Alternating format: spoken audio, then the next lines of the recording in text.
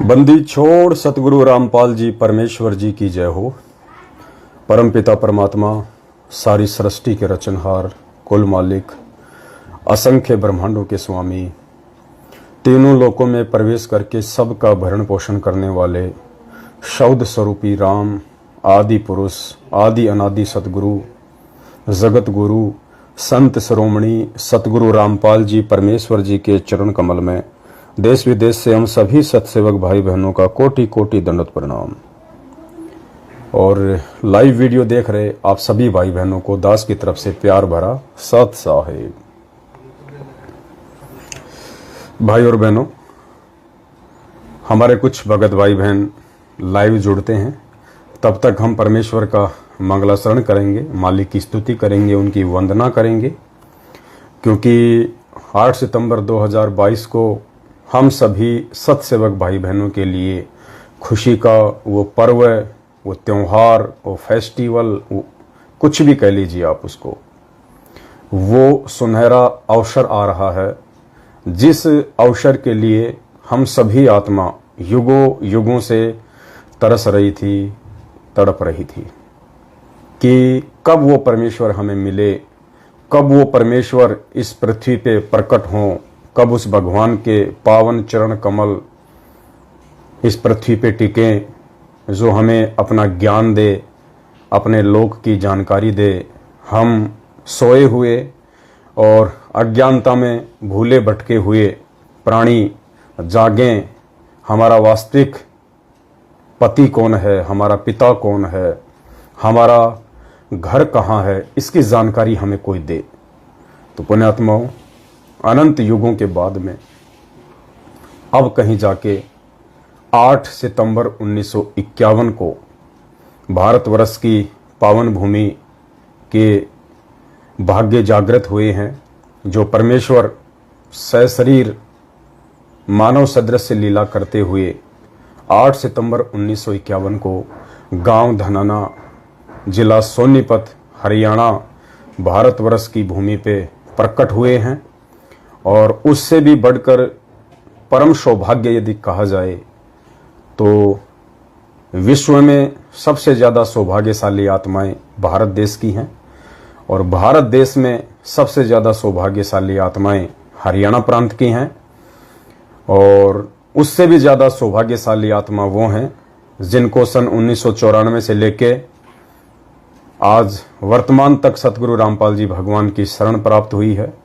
और उनमें से भी परम सौभाग्यशाली आत्मा वो हैं जिनको साध संगति नसीब हुई है, जिनको साध संगति में आने का और परमेश्वर को समझने का मौका मिला है।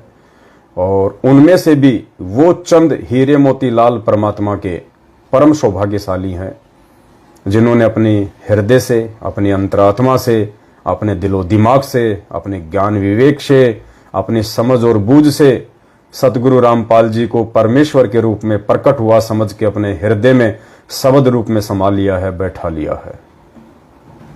तो पुण्यात्माओं, इस स्टेज तक पहुंचना कोई बालकों का काम नहीं है। ये हम सभी आत्माओं के जन्म जन्मांतरों के सुदृढ़ भक्ति संस्कार और उससे भी कहीं ज्यादा परमपिता परमेश्वर सतगुरु रामपाल जी भगवान का वो आशीर्वाद, जिसके चलते आज हम इस मुकाम पे हैं। और इस मुकाम से पुण्यात्माओं यदि हम नीचे गिरे अपनी अज्ञानतावश, अपनी नादानीवश, अपनी भूलवश, पुण्यात्माओं फिर वो परमात्मा अनंत युगों तक हमें वापस नहीं संभालने वाला है, क्योंकि आप और हम ही परमेश्वर के विशेष लाडले नहीं हैं। इस सृष्टि का वो प्रत्येक जीव जो आज किसी भी योनि में है, परमेश्वर का उतना ही प्यारा और लाडला है जितने कि आज उनकी शरण में आके बने हुए हैं। तो उनको भी परमात्मा ने मौका देना है, और हमें आज भगवान ने मौका दे दिया है, तो इस मौके को हमने चूकना नहीं है। तो आप सभी भाई बहनों को पता है, और जैसे जैसे भगत भाई बहन लाइव जुड़े, सभी से दास की हाथ जोड़ के विनती है, करबद्ध प्रार्थना है। दास परमात्मा की स्तुति करेगा, मंगलाचरण करेगा, और तब तक आप सभी भाई बहन इस वीडियो को ज़्यादा से ज़्यादा फेसबुक पे, व्हाट्सएप पे शेयर कर सकते हैं तो कर दीजिएगा। बंदी छोड़ सतगुरु रामपाल जी भगवान की जय हो। गरीब नमो नमो शतपुरष कुहू नमस्कार गुरु की नहीं। सुर नर मुनि जन साधु महा संतों सर्वस दीन नहीं। सतगुरु साहिब संत सब दंडोतम प्रणाम। आगे पीछे मध्य हुए तिनको जा कुर्बान। नराकार निर्विषम काल जाल भय भंजनम। निर्लेपम निज निर्गुणम अकल अनुपबे सुन धुनम। सोहम सुरति समापतम सकल समाना नीरतले। उजल हिरंबर हरदम बेपरवा था है। वार पार नहीं मध्य तम ग्रीव जो सुमर सिद्ध होई। गणनायक गलताना करो अनुग्रह सोही। पारस पद परवाना आदि गणेश मनाओ। गणनायक देवन देवा चरण कमल लो ल्याऊं। आदि अंत करूं सेवा परम शक्ति संगीतम। हृदय सिद्धि दाता सोही अविगत गुण है अतीतम। सत्य पुरुष निर्मोही जगदम्बा जगदीशम। मंगल रूप मुरारी तन मन अर्पूं शीसम। भक्ति मुक्ति भंडारी सुर नर मुनि जन ध्यावें। ब्रह्मा विष्णु महेशा शेष सहस मुख गावें। पूजय आदि गणेशा इंद्र कुबेर सरीखा। वरुण धर्म राय ध्यावें सुमरथ जीवन जी का। मन इच्छा फल पावें 33 कोटि अधारा। ध्यावें सैं 88 उतरे भव जल पारा। कट है यम की फांसी 33 कोटि अधारा। ध्यावें सैं 88 उतरे भव जल पारा। कट है यम की फांसी। बंदी छोड़ सतगुरु रामपाल जी भगवान की जय हो। बंदी छोड़ सतगुरु रामपाल जी भगवान की जय हो। बंदी छोड़ सतगुरु रामपाल जी भगवान की जय हो। तो सत्साई भाई और बहनों, दया परमपिता परमेश्वर जी की।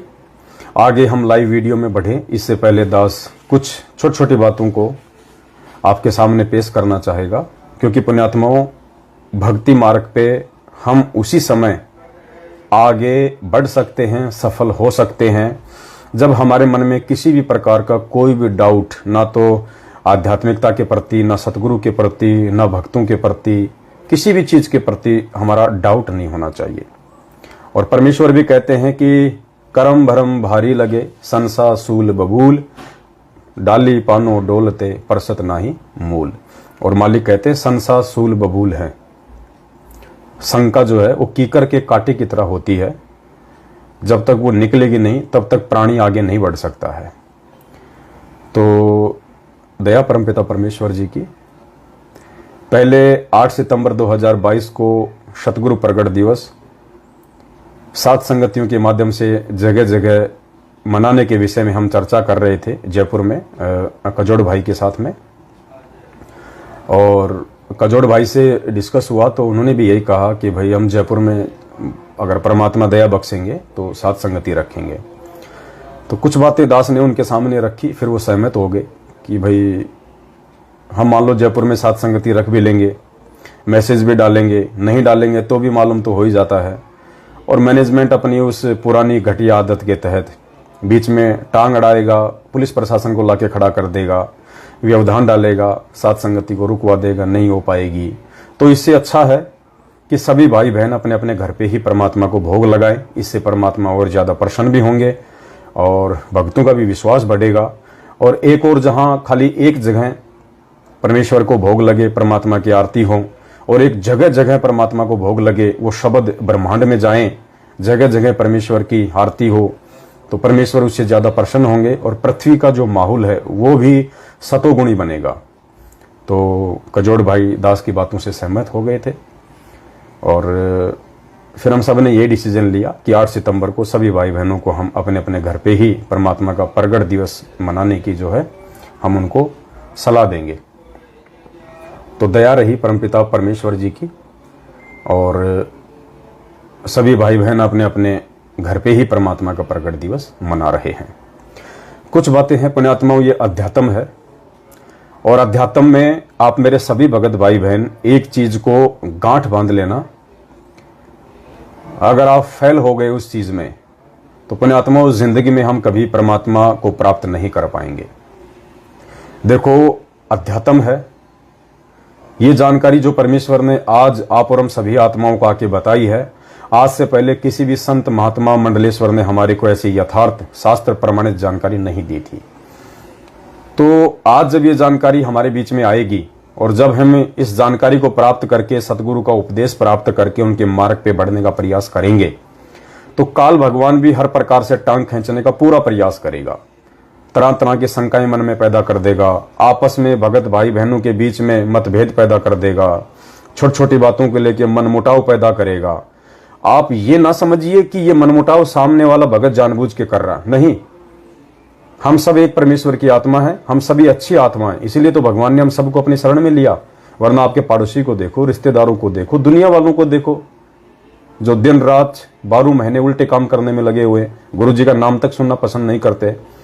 तो भले ही आज कुछ भगत भाई बहन साथ संगतियों से दूर हट चुके हैं, या कुछ भाई बहन हटते हुए दिखाई दे रहे हैं, या मैनेजमेंट वाले हैं, मैनेजमेंट के पीछे लगी हुई संगत है, ये जितने भी भाई बहन ये सभी परमेश्वर की विशेष आत्मा है। और विशेष आत्माओं के पीछे ही काल हाथ धोके पीछे पड़ता है, क्योंकि उसको पता है कि ये आत्मा मेरे जाल से बाहर निकलने का प्रयास कर रही है, तो वो उन आत्माओं को तोड़ने का, भटकाने का फुल प्रयास करेगा।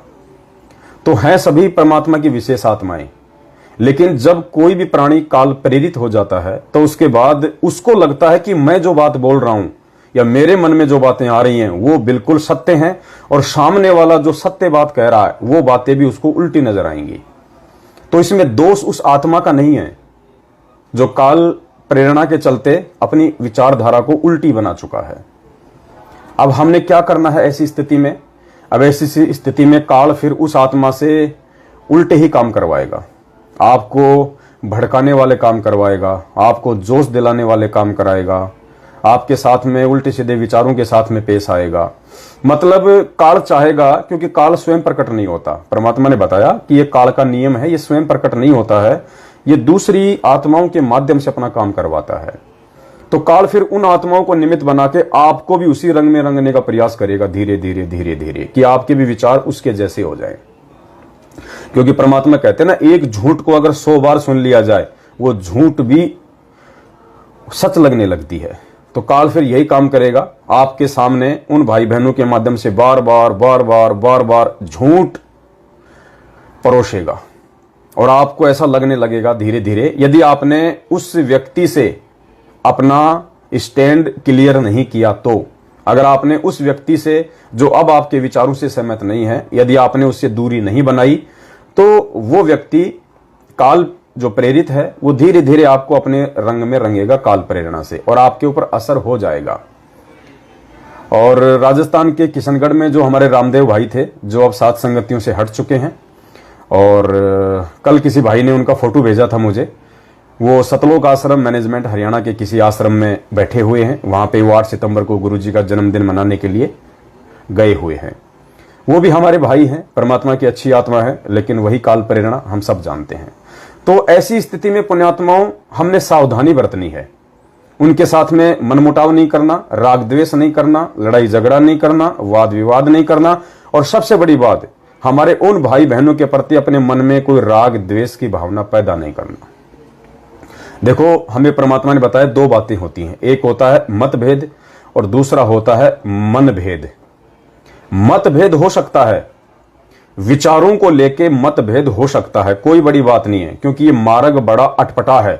परमात्मा कहते हैं कबीर का मार्ग अटपट, झटपट समझ ना आवे, और जिसको झटपट समझ में आ जावे उसकी सारी खटपट मिट जावे। तो ये मार्ग झटपट समझ में आना ही मुश्किल है, और जिसके झटपट समझ में आ गया तो उसके तो सारी खटपट ही निकल जाएगी। तो ऐसी स्थिति में हमने हमारे उन भाई बहनों को समझाने का प्रयास करना है। अगर वो आपके समझाने से नहीं समझता है तो सीधा सा तरीका है, हमने उनसे दूरी बना लेनी है, हमने उनको ब्लॉक कर देना है, ताकि उनके मैसेज, उनके कमेंट्स, उनके फोन हमारे पास में ना आवे, जिससे कि वो भी बेचारा परेशान रहे और हमको भी वो फालतू में बाधा उत्पन्न करे। तो मतभेद हो सकता है, किसी का भी हो सकता है, विचारों को लेके कोई बड़ी बात नहीं है, ये परमात्मा ने हमें बताया। लेकिन पुण्यात्माओं, मन भेद बिल्कुल नहीं करना, विचारों की लड़ाई को विचारों तक ही सीमित रखना।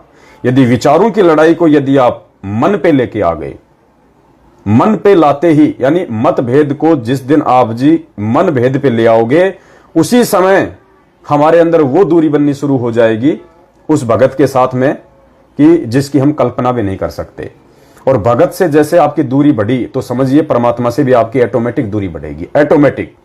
क्योंकि मन जहां प्रवेश कर जाएगा फिर वहां पे राग द्वेष पैदा हो जाएगा, मान बढ़ाई और अहंकार पैदा हो जाएगा, अपनी बात को सत्य साबित करने की होड़ लग जाएगी।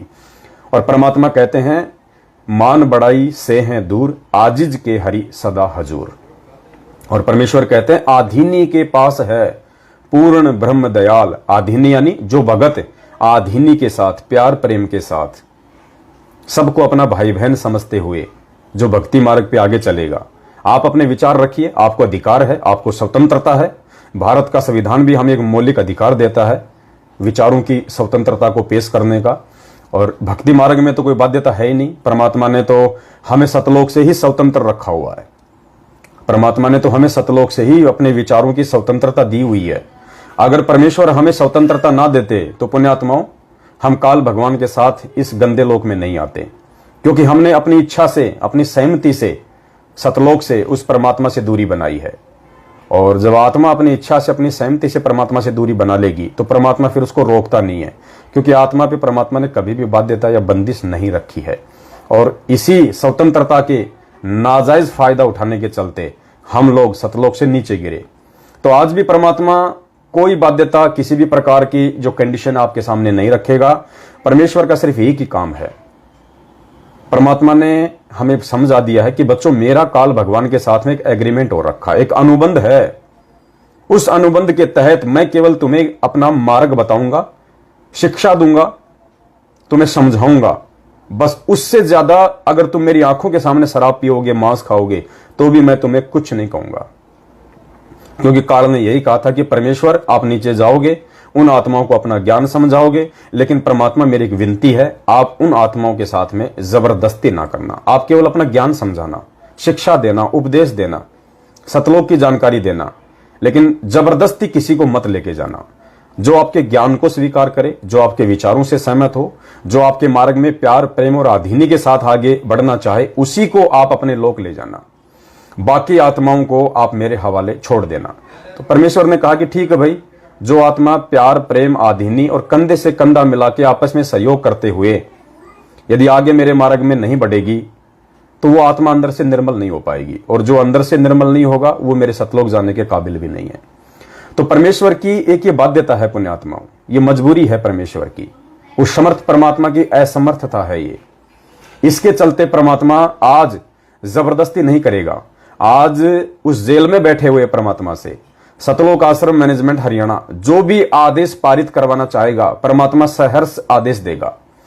क्योंकि परमात्मा को पता है कि जो आदेश ये मेरे से पारित करवाना चाहता है, जो आदेश मेरे से लेना चाहते हैं प्रार्थना करके, मैं इनको मना नहीं करूंगा। क्योंकि मैंने तो मेरा आदेश बता दिया कि मेरे क्या नियम है, क्या मेरे उसूल हैं, कैसे तुम भक्ति मार्ग पे चलोगे, किन किन मर्यादाओं के साथ चलोगे, मेरे क्या विचार हैं, तुम कैसे रहोगे तो सफल होगे। और उसके बाद यदि कोई गुरुदेव के पास हिसार जेल में जाके कहेगा कि गुरुजी हरियाणा में जितने भी जाट भाई हैं वो सारे के सारे सरकार के खिलाफ हैं, बीजेपी के खिलाफ है गुरुजी, और बीजेपी के खिलाफ उन्होंने बहुत बड़ा मोर्चा खोल रखा है गुरुजी, ऐसे में यदि आप हमें आदेश दे दो उन जाट भाइयों का साथ देने का, तो गुरुजी आप भी जाट, हम भी जाट और वो भी जाट, गुरुजी जब मिल बैठेंगे तीनों तो खूब जमेगा रंग, और गुरुजी हमारा तो टहल का मच जाएगा, लोगों की सहानुभूति, लोगों की संवेदना आपके प्रति हो जाएगी गुरुजी, लोग आपके ज्ञान को समझेंगे। तो परमेश्वर क्या करेगा, मालिक देख लेगा, रे गधो, मुझे अपने मार्ग पे लगाने के लिए ये घटिया तरीके अपनाने की जरूरत है। ये बात उनको नहीं कहेगा परमात्मा, अपने मन में सोचेगा और उनको कह देगा कि ठीक है भाई, अरे बहुत अच्छी बात है, अरे तुम बाहर हो, तुम्हें पता है बाहर के माहौल का, भाई मैं तो जेल में बैठा हूं, मुझे क्या पता बाहर क्या ड्रामा चल रहा है। अगर ऐसी बात है बच्चों तो खुल के काम करो, कोई दिक्कत नहीं, मेरा आशीर्वाद है। ये उस एग्रीमेंट के तहत कहेगा परमात्मा जो काल भगवान के साथ 21वें ब्रह्मांड पे किया था तपस्या पे। क्योंकि मालिक को पता है अगर ये इतना बुद्धिमानी होता, इतना ही विवेकी होता, समझदार होता, तो मेरे सामने इस तरह की बात ही ना करता। और ये मेरे सामने इस तरह की बातें कह रहा है, ये कर रहा है, इसका मतलब मैं इसको मना कर दूंगा तो भी ये अपनी मनमानी काल प्रेरणा से पूरी करेगा। तो परमेश्वर फिर उस आत्मा को रोकता नहीं, उस आत्मा को टोकता नहीं। और यही कारण था 2008 से सतलोक आश्रम बरवाला में डीवीडी से नाम दीक्षा देना शुरू करना। डीवीडी तो परमात्मा ने 2005 में ही बना दी थी। उसके बाद तो 2006 का करोथा कांड हो गया था। 2 साल गुरुजी जेल में रहे थे। क्या उन 2 सालों में कोई नामदान केंद्र नहीं खुल सकता था? क्या उन 2 सालों में किसी भगत का नाम ही खंड नहीं हुआ? कम से कम शुद्धिकरण की तो व्यवस्था परमात्मा रख देते, लेकिन वो भी नहीं करी परमात्मा ने 2 साल में, 2006 2008 तक। क्यों? क्योंकि परमात्मा ने पहले बोल दिया था कि डीवीडी से नाम दीक्षा मेरे सतलोक जाने के बाद दी जाएगी। जब तक मैं हूं तब तक मैं स्वयं नाम दूंगा। लेकिन इन लोगों ने फिर परमात्मा को मानू समझा और इन्होंने कहा, मैनेजमेंट वालों ने, कि गुरुजी आप क्या क्या काम करोगे?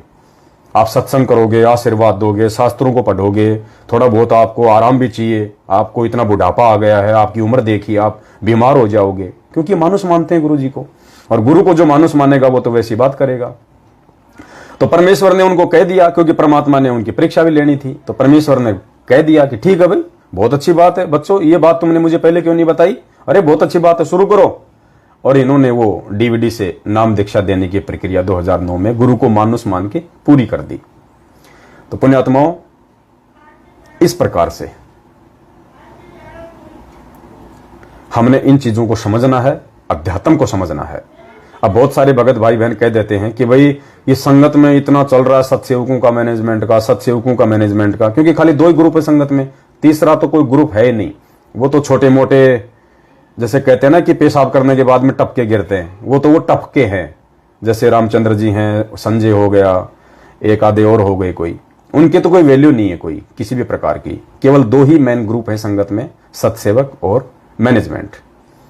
अब बहुत सारे भाई बहन कह देते हैं कि भाई गुरुजी सीधा सीधा क्यों नहीं कह देते कि वो सही वो गलत? तो पुण्यात्माओं, परमात्मा ऐसा नहीं करेगा उस एग्रीमेंट के अकॉर्डिंग। अगर आज ही परमात्मा ये बात बोल दे किसी भी ऑडियो में या वीडियो में या किसी भी लेटर में जिनको आप सत्य मानते हो, अगर गुरुजी ये कह दें कि भाई ये मैनेजमेंट वाले गलत हैं, ये गलत कर रहे हैं, मेरे आदेशों के खिलाफ कर रहे हैं। बच्चों, मैंने तुम्हें 27 साल से कब आदेश दिया था राजनीति का, आरक्षणबाजी का? 27 साल होगी मेरे को बच्चों। मैंने कब मेरे आश्रम में रक्तदान का कैंप लगवाया? कब मैंने देहदान का कैंप लगवाया? कब मैंने जाटों को आरक्षण में साथ दिया? बताओ, ये सारे उल्टे कुकर्म कर रहे हैं। और मेरे सत्सेवक बच्चे जो ज्ञान आधार से भाई बहनों को समझा रहे हैं, बिल्कुल सही काम कर रहे हैं। और सारे भाई बहन साथ संगतियों से जुड़ जाओ। अगर ये बात परमात्मा बोल भी देंगे आपके अनुसार ऑडियो वीडियो लेटर में, तो पहली बात तो वो लेटर हमारे तक आने नहीं देंगे। आप सब जानते हो अच्छे तरीके से, वो लेटर बाहर आएगा नहीं, वो ऑडियो वीडियो बाहर आएगा ही नहीं। और मान लीजिए अगर वो ऑडियो वीडियो लेटर बाहर आ भी गया, तो पुण्यात्माओं, जो छटनी परमात्मा ज्ञान आधार से जो करवाना चाहता है, सात संगतियों से पहले जोड़ जोड़ के फिर उसका जूस निकाल निकाल के, वो छटनी नहीं हो पाएगी। क्योंकि ये आदेश आने के बाद में हर व्यक्ति जो आगे चल के काल प्रेरित होना है, जिसको परमात्मा ने अपने मिशन से बाहर करना है, जो सतलोक जाने के काबिल नहीं है, जो अभी भगत नहीं बना है, वो भी साध संगतियों से ही चिपके रहेंगे। ये सोच के कि गुरु जी का आदेश आ गया भाई, साध संगति से हट गए तो फिर मामला खराब हो जाएगा।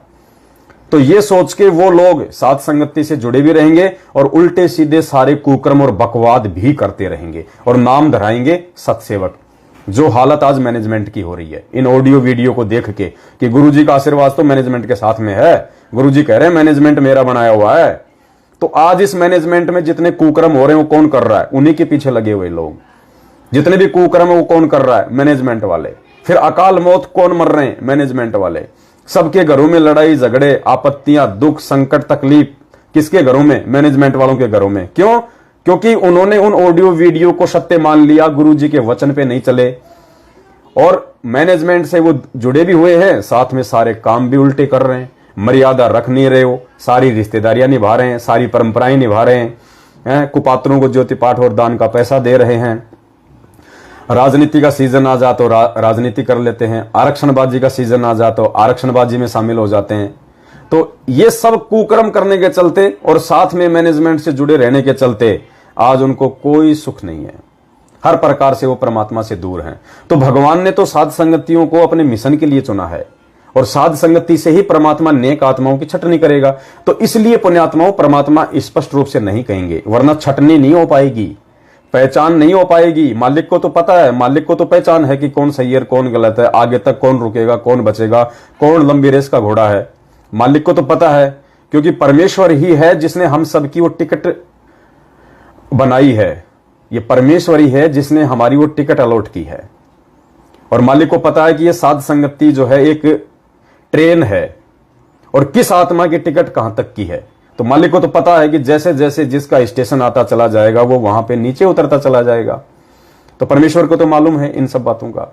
इसलिए परमात्मा पुण्यात्माओं बहुत सूझबूझ और सोच समझ के साथ में, क्योंकि वो परमेश्वर है, वो अपने काम में किसी भी प्रकार की माइनस रत्ती भर भी त्रुटि नहीं करता है।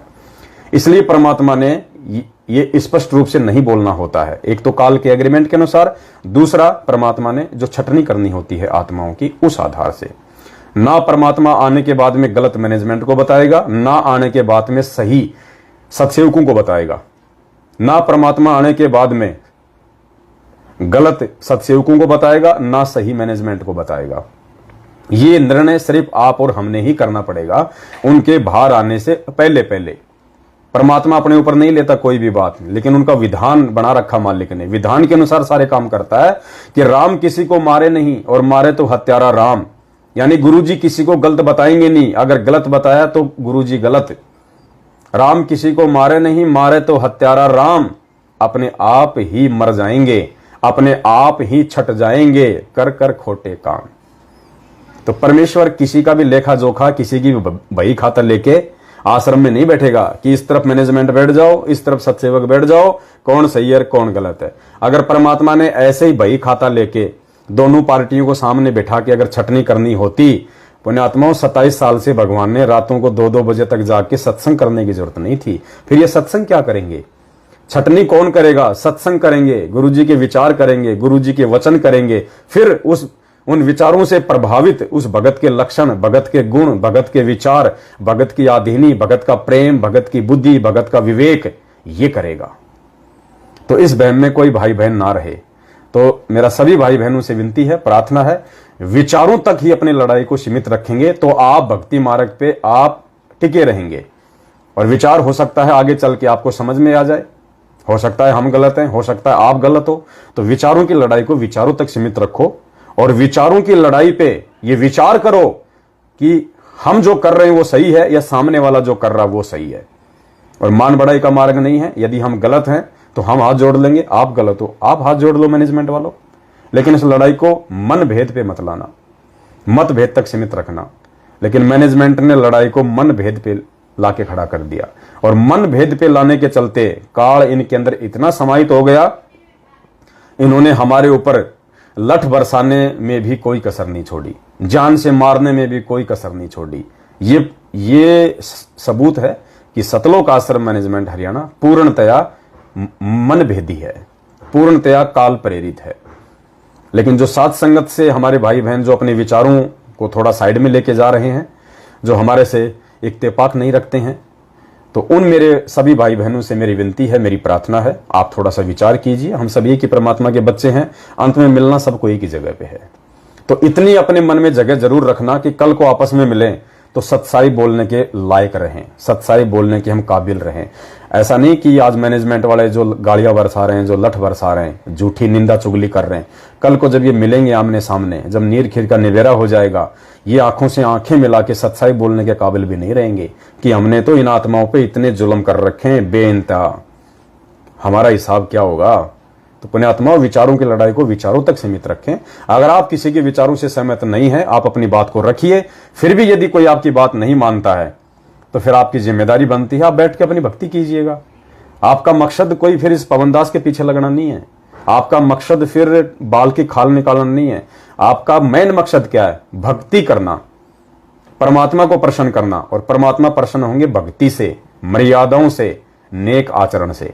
तो यही दास की विनती थी। तो किसी भी भाई बहन के प्रति मन में कोई भी मतभेद या मन भेद वाली स्थिति नहीं रखनी है, क्योंकि सोशल मीडिया पे जैसे कजोड़ जी को और मेरे को लेके थोड़ी बहुत जो बातें आपस में हो रही है ना, तो दास के प्रति अपने भाई के मन में कोई राग द्वेष नहीं है, ना हो सकता है। राग द्वेष तो मैंने महेंद्र भगोड़े के प्रति नहीं रखा आज तक। वो भी मेरा भाई है, कजोड़ जी भी मेरे भाई हैं, आप सब मेरे भाई बहनों, मेरे लिए आप सब एक समान हैं। मेरे लिए ना मैनेजमेंट विशेष है, ना कजोड़ जी विशेष है, ना कजोड़ जी के लिए मैं कोई विशेष हूं। उनकी भी यही सोच है, उनकी भी यही दृष्टि है, और इसी कारण से हम लोग आज तक साथ साथ हैं। वरना कितने लोग गए, कितने लोग आए। तो हम सब एक परमेश्वर के बच्चे हैं। अगर हम किसी के विचारों से सहमत नहीं हैं तो हम हमारा स्टैंड साइड में कर लें, हम क्लियर कर लें अपना स्टैंड, और हम अपनी भक्ति करें। राग द्वेष नहीं फैलाना फिर उस मार्ग में। तो ये दास की तरफ से सभी भाई बहनों को एक छोटा सा संदेशा था। और आज हम वीडियो को ज्यादा लंबा नहीं लेंगे। वीडियो को अभी तक जिन जिन भाई बहनों ने शेयर नहीं किया है वो एक बार फेसबुक पे, व्हाट्सएप पे, हर जगह शेयर कर दे। अब आज के वीडियो का मुख्य जो मकसद है वो ये है कि अभी 8 सितंबर 2022 को जो परमपिता परमेश्वर सतगुरु रामपाल जी भगवान का प्रकट दिवस हर घर में हलवे राम का भोग लगा के 42 मिनट की भोग की आरती के साथ में जो मनाया जाएगा, वो कैसे मनाना है, क्या क्या करना है, क्या क्या सावधानियां बरतनी है, ताकि किसी भी प्रकार की कोई त्रुटि ना रहे, परमेश्वर हमसे किसी भी बात को लेकर नाराज ना हो जाए। तो ये जानकारी देना सभी भाई बहनों को नितांत आवश्यक थी। तो परमात्मा ने कल ही प्रेरणा की, तो दास आप सभी भाई बहनों के साथ में लाइव हैं, और कुछ 20-25 भाई बहनों के सवाल हैं सतगुरु प्रगट दिवस को मनाने को लेकर। तो परमात्मा दया करे, सभी भाई बहनों को ये चीजें हम बताएंगे। अभी सबसे पहली जो शंका है वो है घर में प्रकट दिवस किस प्रकार मनाना है। यानी जो नए भाई बहन हैं, जिनको नहीं पता है, जो अभी नए नए जुड़े हैं या मैनेजमेंट से निकल के आ रहे हैं, तो उन्होंने अभी 2-3 साल पहले उन्होंने कभी कोई प्रकट दिवस मनाया नहीं। तो वो कह रहे हैं कि हम प्रकट दिवस अपने घर पे हम कैसे मनाएं। देखिए भाई और बहनों, बहुत ही सिंपल है, बहुत ही आसान है, बहुत ही सहज मार्ग है। परमात्मा हमारे भावों से प्रसन्न होता है। परमात्मा 56 भोग से प्रसन्न नहीं होता। अगर आप 56 भोग लगाने के काबिल हैं, आपकी आर्थिक स्थिति आपको मंजूरी देती है, बहुत अच्छी बात है। 56 क्या 156 का भोग लगाइए आप, कोई दिक्कत नहीं। तो सदगुरु प्रगट दिवस मनाने के लिए हमने जो करना है वो ये करना है, परमेश्वर के आदेश अनुसार, उनके भक्ति विधान के अनुसार 8 सितंबर के दिन आप जी किसी भी समय की कोई बाउंडेशन नहीं है। जैसे होली आती है कि साहब 6 बजे मनानी है, 6 बजे होली जलेगी, 7 बजे होली जलेगी, कोई मुहूर्त नहीं है। 24 घंटे में कभी भी, सुबह, दोपहर को, दिन में, कभी भी, रात्रि 12 बजे से पहले पहले आप परमेश्वर को प्रसन्न कर सकते हैं, भोग लगा सकते हैं। लेकिन फिर भी अगर आपके पास समय है, और आश्रम में जब हम जाया करते थे तो आश्रम में परमेश्वर को फिक्स 11 बजे भोग लगता था। अब 11 बजे भोग लगता था आश्रम में, इसका मतलब ये नहीं कि हम घर में भी 11 बजे भोग लगाएंगे तो ही गुरुजी प्रसन्न होंगे, नहीं। आश्रम में फिर 11 बजे भोग लगता था, 1 घंटा भोग की प्रोसीजर में लग जाता था। उसके बाद फिर 12 बजे गुरुजी को सत्संग करने के लिए बैठना होता था। इसलिए परमात्मा अपना टाइम सेट करके भोग लगाया करते थे। आप सुबह 5 बजे भी लगा सकते हैं, रात के 12 बजे के बाद आप 1 बजे भी लगा सकते हैं 8 सितंबर को, रात के 2 बजे भी लगा सकते हैं, 3 बजे भी लगा सकते हैं, सुबह 6 बजे भी लगा सकते हैं, दिन के 12 बजे भी लगा सकते हैं, दोपहर के 2 बजे भी लगा सकते हैं, शाम को 6 बजे भी लगा सकते हैं, रात्रि 8 बजे भी लगा सकते हैं, रात को 12 बजे से पहले पहले 8 सितंबर को आप कभी भी गुरुजी को भोग लगा सकते हैं। समय की कोई बाउंडेशन नहीं है। थोड़ा सा हलवाराम बना लीजिए, जितने आपके घर में मेंबर हैं। मान लीजिए आपके घर में 5 मेंबर हैं, 10 मेंबर हैं, 2 मेंबर हैं, हलवाराम केवल परमेश्वर को भोग लगाने के लिए लगाइए। कितना? जितना एक प्रसाद के रूप में आता है, 1 चम्मच या 2 चम्मच, इतना सा। या जैसे आश्रम में हमारे को इतना मिलता था कि हमारी जो हथेली थी ना, इसमें आ जाता था, आसानी से हमारी आत्मा जो है वो तृप्त हो जाती थी। तो आप जी इतना सा हलवाराम परमेश्वर को भोग लगने के बाद जो ग्रहण करना है, उस हिसाब से आप जी 2-2 चम्मच या 3-3 चम्मच, जैसा भी आपकी इच्छा हो, उस हिसाब से पर मेंबर आप जी अपने घर पे हलवाराम बनाइए। हलवाराम केवल देसी घी का ही बनेगा। देसी घी केवल गाय का या भैंस का। अब दूध तो जैसे ऊंट भी देता है, ऊंटनी, दूध तो ऊंटनी भी देती है, दूध तो भेड़ बकरियां भी देती हैं, और उनका दूध निकाल के घी बना के भोग नहीं लगाना। केवल गाय और भैंस का ही विधान है।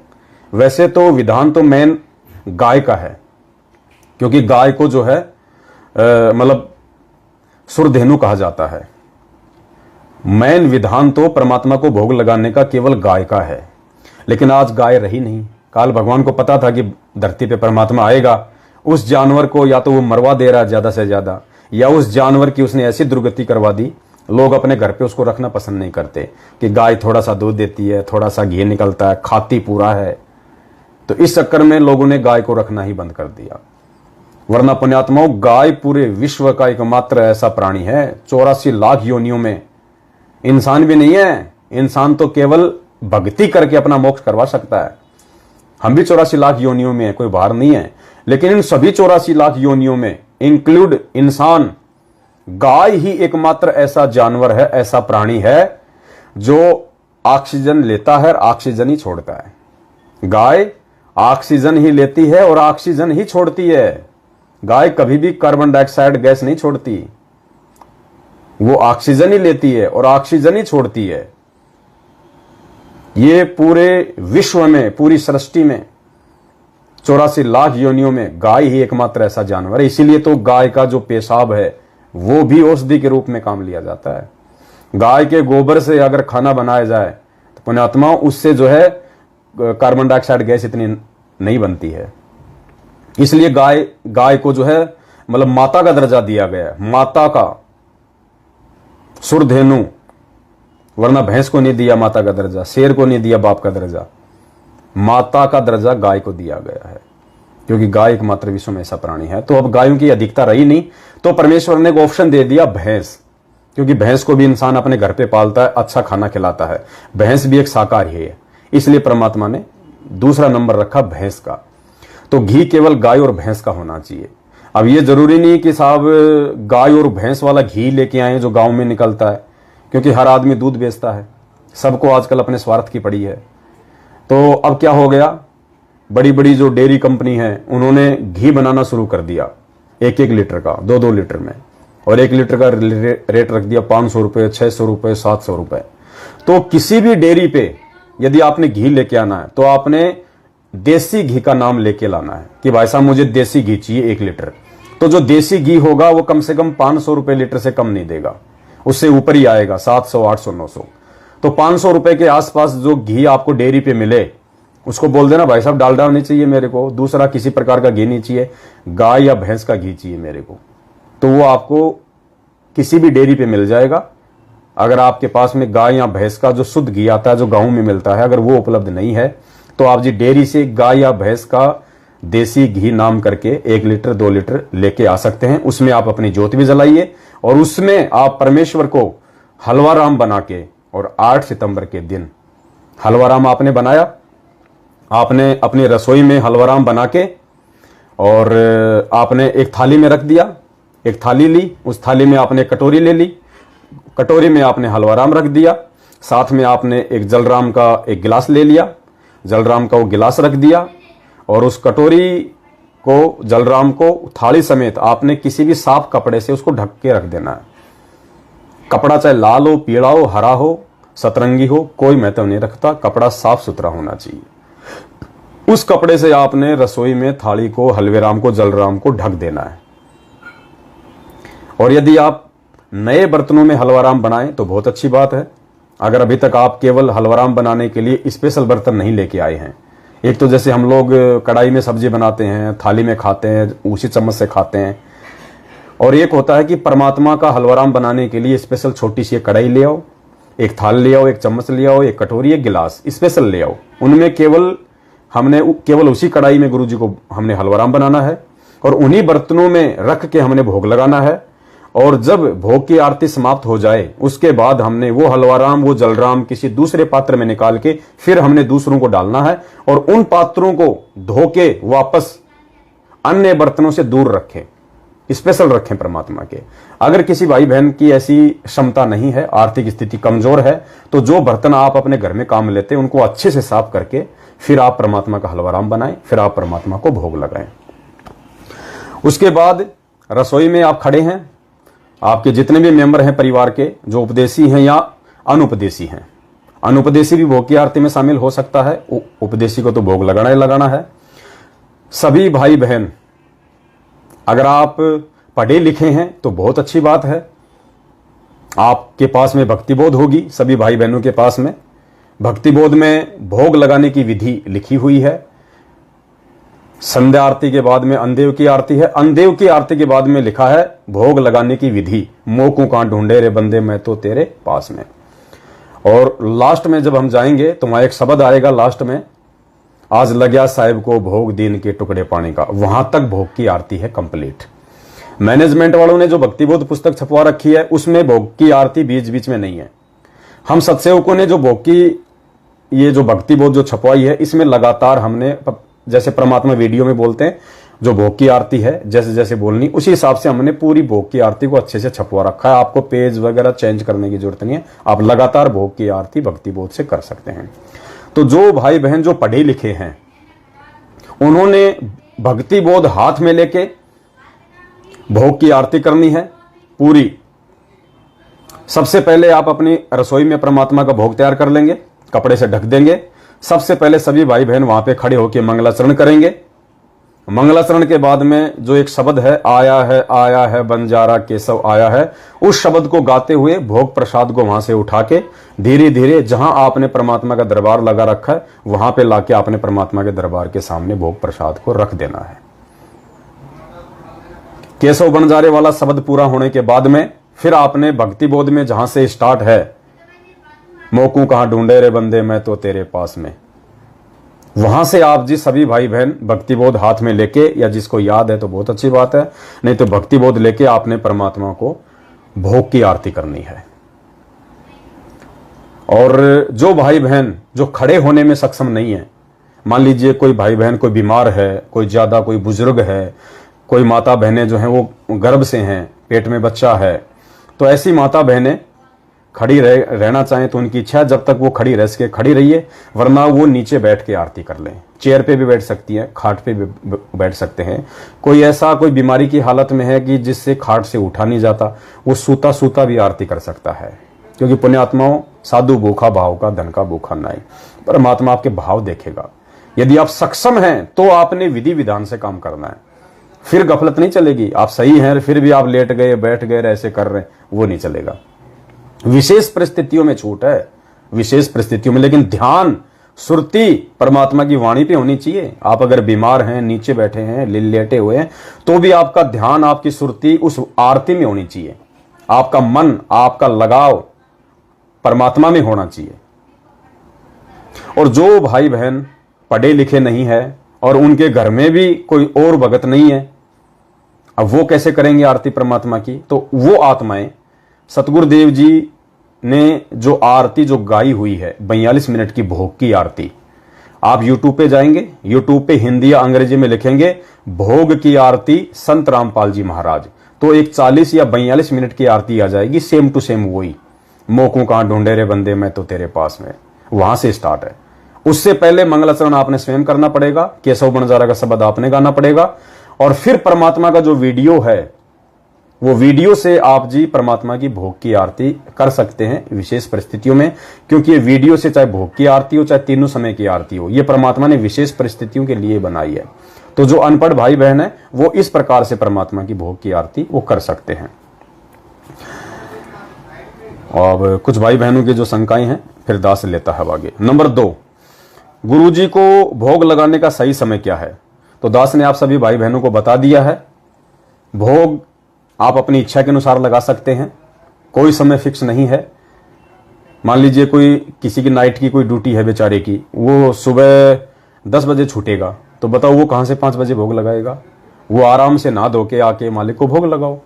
तो 24 घंटे में आप कभी भी परमात्मा को 8 सितंबर को भोग लगा सकते हैं। 8 सितंबर को रात्रि 12 बजे से लेके और फिर रात्रि 12 बजे तक 24 घंटे में आप कभी भी गुरुजी को भोग लगा सकते हैं, कोई बाध्यता नहीं है। यदि आप घर पे हैं, फ्री हैं, तो आप समय पे भोग लगाओ। सुबह नहा धो के बंदी छोड़ को आराम से 5 बजे लगा दो, 6 बजे लगा दो। 5 बजे तो बहुत ज्यादा हो जाएगा क्योंकि बच्चे उठ नहीं पाएंगे, और आराम से आप परमात्मा को 9-10 बजे भोग लगाओ, कोई दिक्कत नहीं है। अगर आप घर पे हैं, कोई बाधा नहीं है, परेशानी नहीं है, तो 8, 9, 10 बजे तक आराम से आप परमात्मा को भोग लगाओ। हलवे, भगत ने हलवा आटे राम का बनाना है या सूजी का? क्या भगत हलवे में काजू किशमिश बादाम आदि डाल सकता है? तो दास ने आपको परसों के लाइव में बता दिया था कि परमात्मा को भोग लगाने का जो विधान है वो गेहूं के आटे का ही हलवा राम बनाने का विधान है। क्योंकि वैसे तो अन्न, हर चीज अन्न में आती है, भंग भी अन्न में आता है, धतूरा भी अन्न में आता है, गांजा भी अन्न में आता है, तंबाकू भी एक अन्न है, गेहूं भी एक अन्न है। तो इसी प्रकार जो सूजी है वो भी एक अन्न से बनती है। लेकिन परमेश्वर को जो भोग लगाने का विधान है वो आटे का, गेहूं का आटा। आप कहेंगे गेहूं का आटा क्यों? क्योंकि पुण्यात्मा गेहूं का जो आटा है वो मुख्य अन्न में आता है। क्योंकि गेहूं जो है तीनों लोकों में खाया जाता है। गेहूं जो है तीनों लोकों में खाया जाता है, पूरे विश्व में खाया जाता है। गेहूं मुख्य अन्न में आता है, इसलिए हमने गेहूं के आटे के साथ ही परमात्मा को भोग लगाना है। सूजी का, बेसन का, या गेहूं सूजी को मिक्स कर दिया, गेहूं बेसन को मिक्स कर दिया, ये हमने बिल्कुल नहीं करना है। आज से पहले जिसने किया है तो वो एक छोटी सी अपनी गलती समझते हुए, नादानी में, ना समझी में गुरुदेव को दंडवत करके समय याचना करे और आगे से केवल देसी घी के साथ और हलवे, जो हलवा राम बनाना है केवल गेहूं के आटे के साथ ही बनाना है। और हलवे में हमने किसी प्रकार का काजू, किशमिश, बादाम कुछ भी नहीं डालना। सिंपल, क्योंकि आश्रम में सिंपल ही बनता था। क्योंकि मन है पुण्यात्माओं, इसको ज्यादा जगह नहीं देनी, ये बकवादी है, इसको टेस्ट चाहिए। और वो भोग प्रसाद जो हम बना रहे हैं वो टेस्ट के लिए नहीं बना रहे, वो हम परमेश्वर को प्रसन्न करने के लिए बना रहे हैं। जो भक्ति विधान है उसको फॉलो कर रहे हैं हम। तो हमने मन को जगह नहीं देनी, काजू किशमिश वगैरह कुछ नहीं डालना उसमें।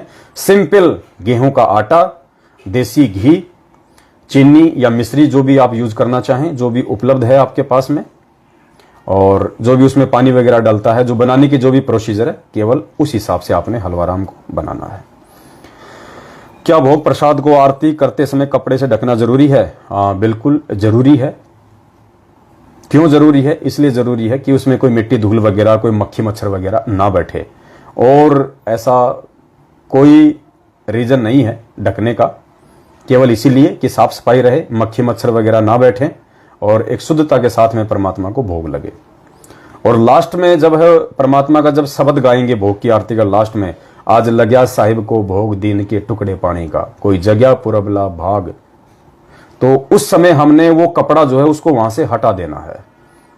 उस समय हमने कपड़ा हटा देना है और हमने परमात्मा को भोग लगाना है। परमात्मा को भोग लगाने के लिए नए बर्तन खरीदने हैं या घर के पुराने बर्तनों में भोग लगा सकते हैं, यह दास ने आपको पहले ही बता दिया है। यदि आप सक्षम हैं तो आप नए बर्तन ले आइए, यदि आप सक्षम नहीं हैं तो जो पुराने बर्तन हैं आप उनको अच्छे से साफ करके धो मांज के परमात्मा को घर पे भोग लगाइए।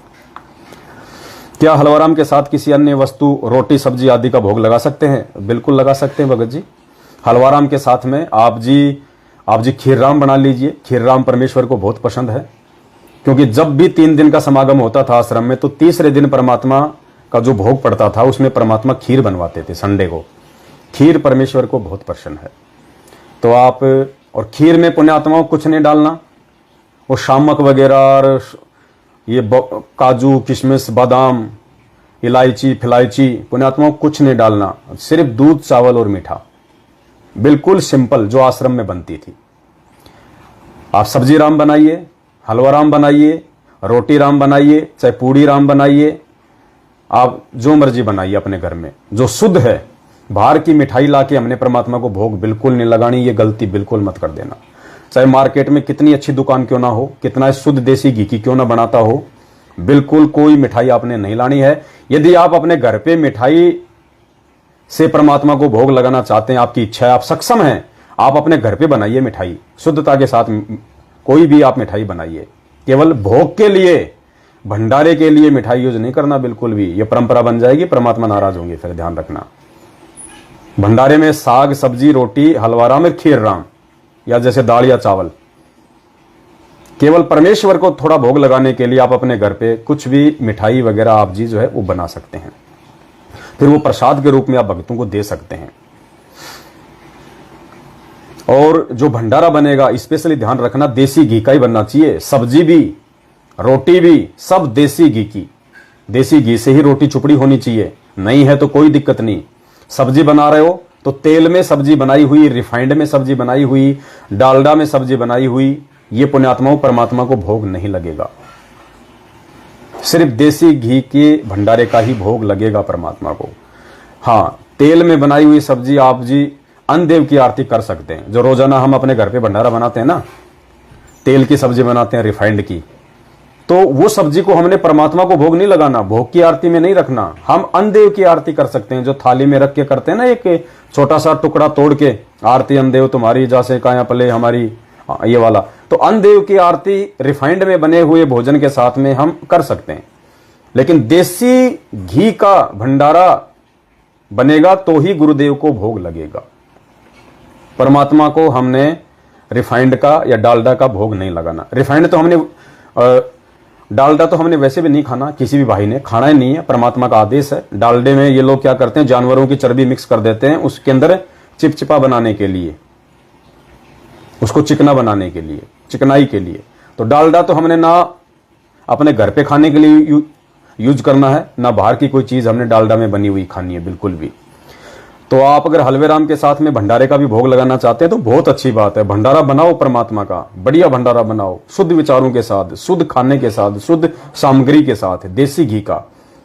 आप पुण्यात्माओं, आप अपने लिए भले, अगर आपकी स्थिति खराब है, आप अपने लिए भले चाहे वो तेल में सब्जी बना लो, लेकिन परमात्मा के लिए थोड़ी सी सब्जी देसी घी में बनाओ और वो भोग लगाओ मालिक को।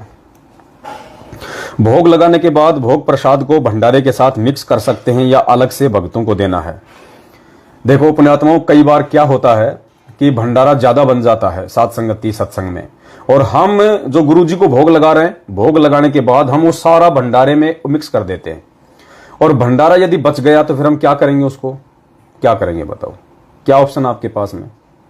अगर आड़ोस पड़ोस में कोई है तो हम उसको देंगे, या फिर हम किसी जानवर को देंगे, या आपको कहीं बाहर, आपको कहीं पे बहते हुए पानी में डालना पड़ेगा, या जमीन में कोई गड्ढा खोद के डालना पड़ेगा।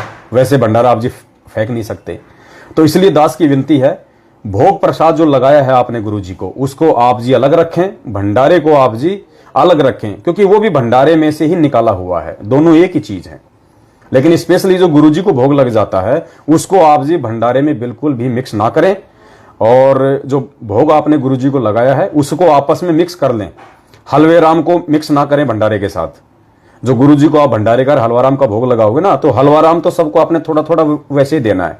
बाकी जो सब्जी रोटी, जो खीर वगैरह जो भी है, उसको आपने मिक्स कर लेना है छोटा छोटा तोड़ के, वो फिर सभी भाई बहनों को आपने थोड़ा थोड़ा प्रसाद के रूप में देना है, और बाकी जो बचा हुआ है वो आपने भंडारा सभी भाई बहनों को जो है वो करवाना है। क्या अन्य खाद्य पदार्थों जैसे सब्जी या मिठाई आदि को भी देसी घी में बनाना है?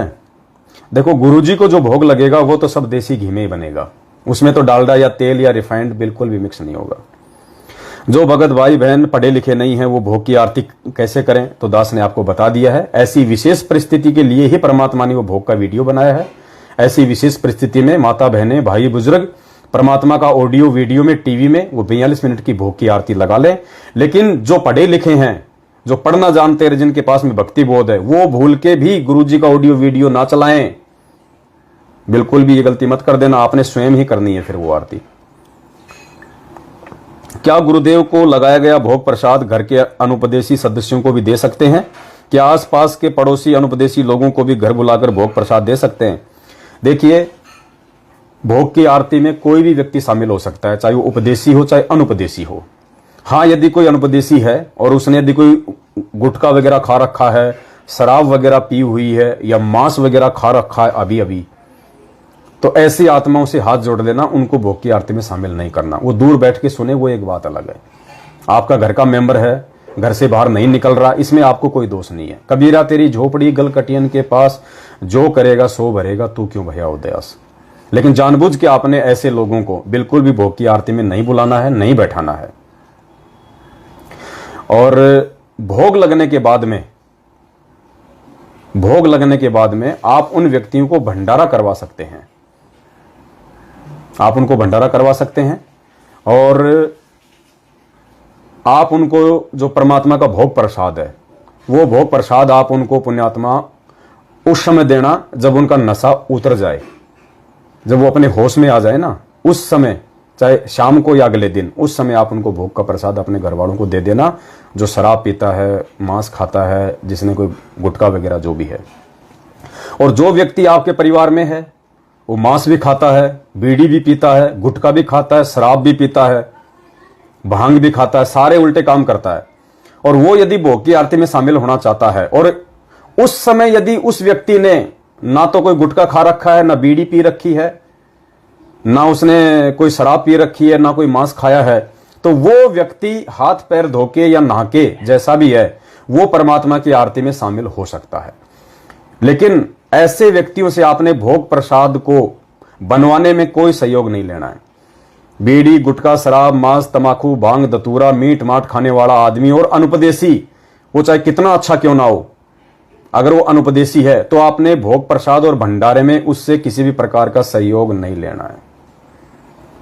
स्पेशली जो गुरुजी को भोग लगाया जाएगा, बाकी भंडारे के तो देखो आपके घर में रोज बनते हैं, आप भी खाना खाते हैं, उसमें कोई दिक्कत नहीं है। गुरुजी को जो भोग लगाया जा रहा है उसमें अनुपदेशी व्यक्ति का और नशा पता करने वाले का, भले उस समय उसने नशा पता ना कर रखा हो, लेकिन भंडारा उससे नहीं बनवाना, कोई सहयोग नहीं लेना।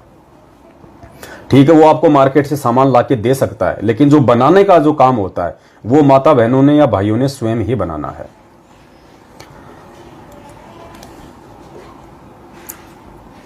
क्या आड़ोसी पड़ोसी या अनुपदेशी व्यक्तियों को भोग की आरती के लिए घर पे बुला सकते हैं? क्या उनको भंडारा करवा सकते हैं? देखो पुण्यात्माओं, ऐसे बुलाने से किसी भी अनुपदेशी व्यक्ति को भोग लगाने के लिए उनको बुलाना, भंडारा करवाना, ये जायज नहीं है, और ना इसका कोई निष्कर्ष निकलेगा। हम कोई पुण्य प्राप्ति के लिए ये काम नहीं कर रहे कि हमें ज्यादा पुण्य मिलेगा, जगत वालों को खिलाएंगे ज्यादा पुण्य मिलेगा, नहीं। अगर पुण्य प्राप्ति के हिसाब से यदि हम साथ संगति करते हैं या भंडारा या भोग लगाते हैं तो हम फेल हो जाएंगे। हमने केवल भगवान को प्रसन्न करना है भोग लगा के, भगवान को, जगत वालों को इस प्रकार से हमने बिल्कुल नहीं बुलाना है। ना गुरुजी का भोग के लिए कि आ जाओ जी हमारे घर पे भोग लग रहा है, भंडारा है, आ जाओ तुम, आ जाओ जी आज भंडारा हमारे घर पे। ऐसे आपने ना तो अपने आड़ोसी को बुलाना है, ना पड़ोसी को बुलाना, ना रिश्तेदार को, ना किसी यार दोस्त को। आपने अकेले ही अपने घर पे गुरुजी का भोग प्रसाद जो है वो लगाना है। यदि कोई पहले से आपके घर पे आया हुआ है, ऑलरेडी आपके घर पे, चाहे आपका रिश्तेदार हो, चाहे आड़ोसी हो, चाहे पड़ोसी हो, चाहे एक आदमी हो, चाहे 100 आदमी हो, ऑलरेडी आपके घर पे बैठे हुए हैं, और उस समय यदि आप गुरुजी को भोग लगा रहे हो, अगर उनमें कोई भोग की आरती में शामिल होना चाहता है तो बहुत अच्छी बात है। नहीं होना चाहता है तो आप गुरुजी को भोग लगा के वहां बैठे हुए व्यक्तियों को बुलाना नहीं है जबरदस्ती बाहर से किसी को। ऑलरेडी जो आपके घर पे है, जो बैठे हुए, उनको आप गुरुजी का भोग प्रसाद जो है वो भी आप उनको दे सकते हैं, और जो भंडारा है वो भी आप उनको जो है वो करवा सकते हैं, उसमें कोई दिक्कत, कोई दोष नहीं है। क्या गुरुदेव को लगाया गया भोग प्रसाद घर के अनुपदेशी सदस्यों को भी दे सकते हैं? क्या आसपास के पड़ोस के अनुपदेशी लोगों को भी घर बुलाकर भोग प्रसाद दे सकते हैं? तो आपको ये बता दिया। क्या आड़ोस पड़ोस के लोगों को घर बुलाकर भंडारा करवा सकते हैं? जबरदस्ती घर पे बुला के भंडारा नहीं करवाना है। हम ये भंडारे कोई पुण्य प्राप्ति के लिए नहीं कर रहे हैं। आज सात संगतियां रखवाना, गुरुजी को भोग लगाना, फिर वहां पे भंडारे करवाना, हमारा मकसद केवल कोई पुण्य प्राप्ति के लिए नहीं है। अगर कोई सत्सेवक भाई बहन ये सोचता है कि मेरे को ज्यादा पुण्य मिलेगा, मेरे घर पे सात संगति भंडारा होगा, उसकी छोटी सोच है। हमारा एक विशेष मकसद है ये भंडारे रखवाने का और सात संगतियां करने का, मतलब संगत को जागृत करना, भाई बहनों को इस बहाने भाई बहनों को सच्चाई से परिचित करवाना, परमात्मा के भक्ति विधान से परिचित करवाना, ताकि उनकी मर्यादा ना टूटे। हमारा एक विशेष मकसद है, अन्यथा गुरुजी के आने के बाद में हम इस प्रकार से कुछ भी नहीं करने वाले। फिर आगे परमेश्वर जो रजा बख्शेंगे, जो आदेश देंगे, उसी हिसाब से हमने काम करना है। क्या आड़ोस पड़ोस के लोगों को अपने घर पर सत्संग सुनने के लिए आमंत्रित कर सकते हैं? बिल्कुल पुण्यात्माओं, आप किसी भी आड़ोसी पड़ोसी को, रिश्तेदारों को, गांव वालों को चाहे रोज आमंत्रित करो अपने घर पे सत्संग के लिए, लेकिन 8 सितंबर को आपने किसी को आमंत्रित नहीं करना है। उस दिन आपने खुद ही अपने घर पे सत्संग सुनना है और गुरुजी को भोग लगाना है। 8 सितंबर के दिन स्पेशली आपने किसी को नहीं बुलाना है। अगर ऐसा होता तो हम सात संगतियां रखवा देते हम जगह जगह।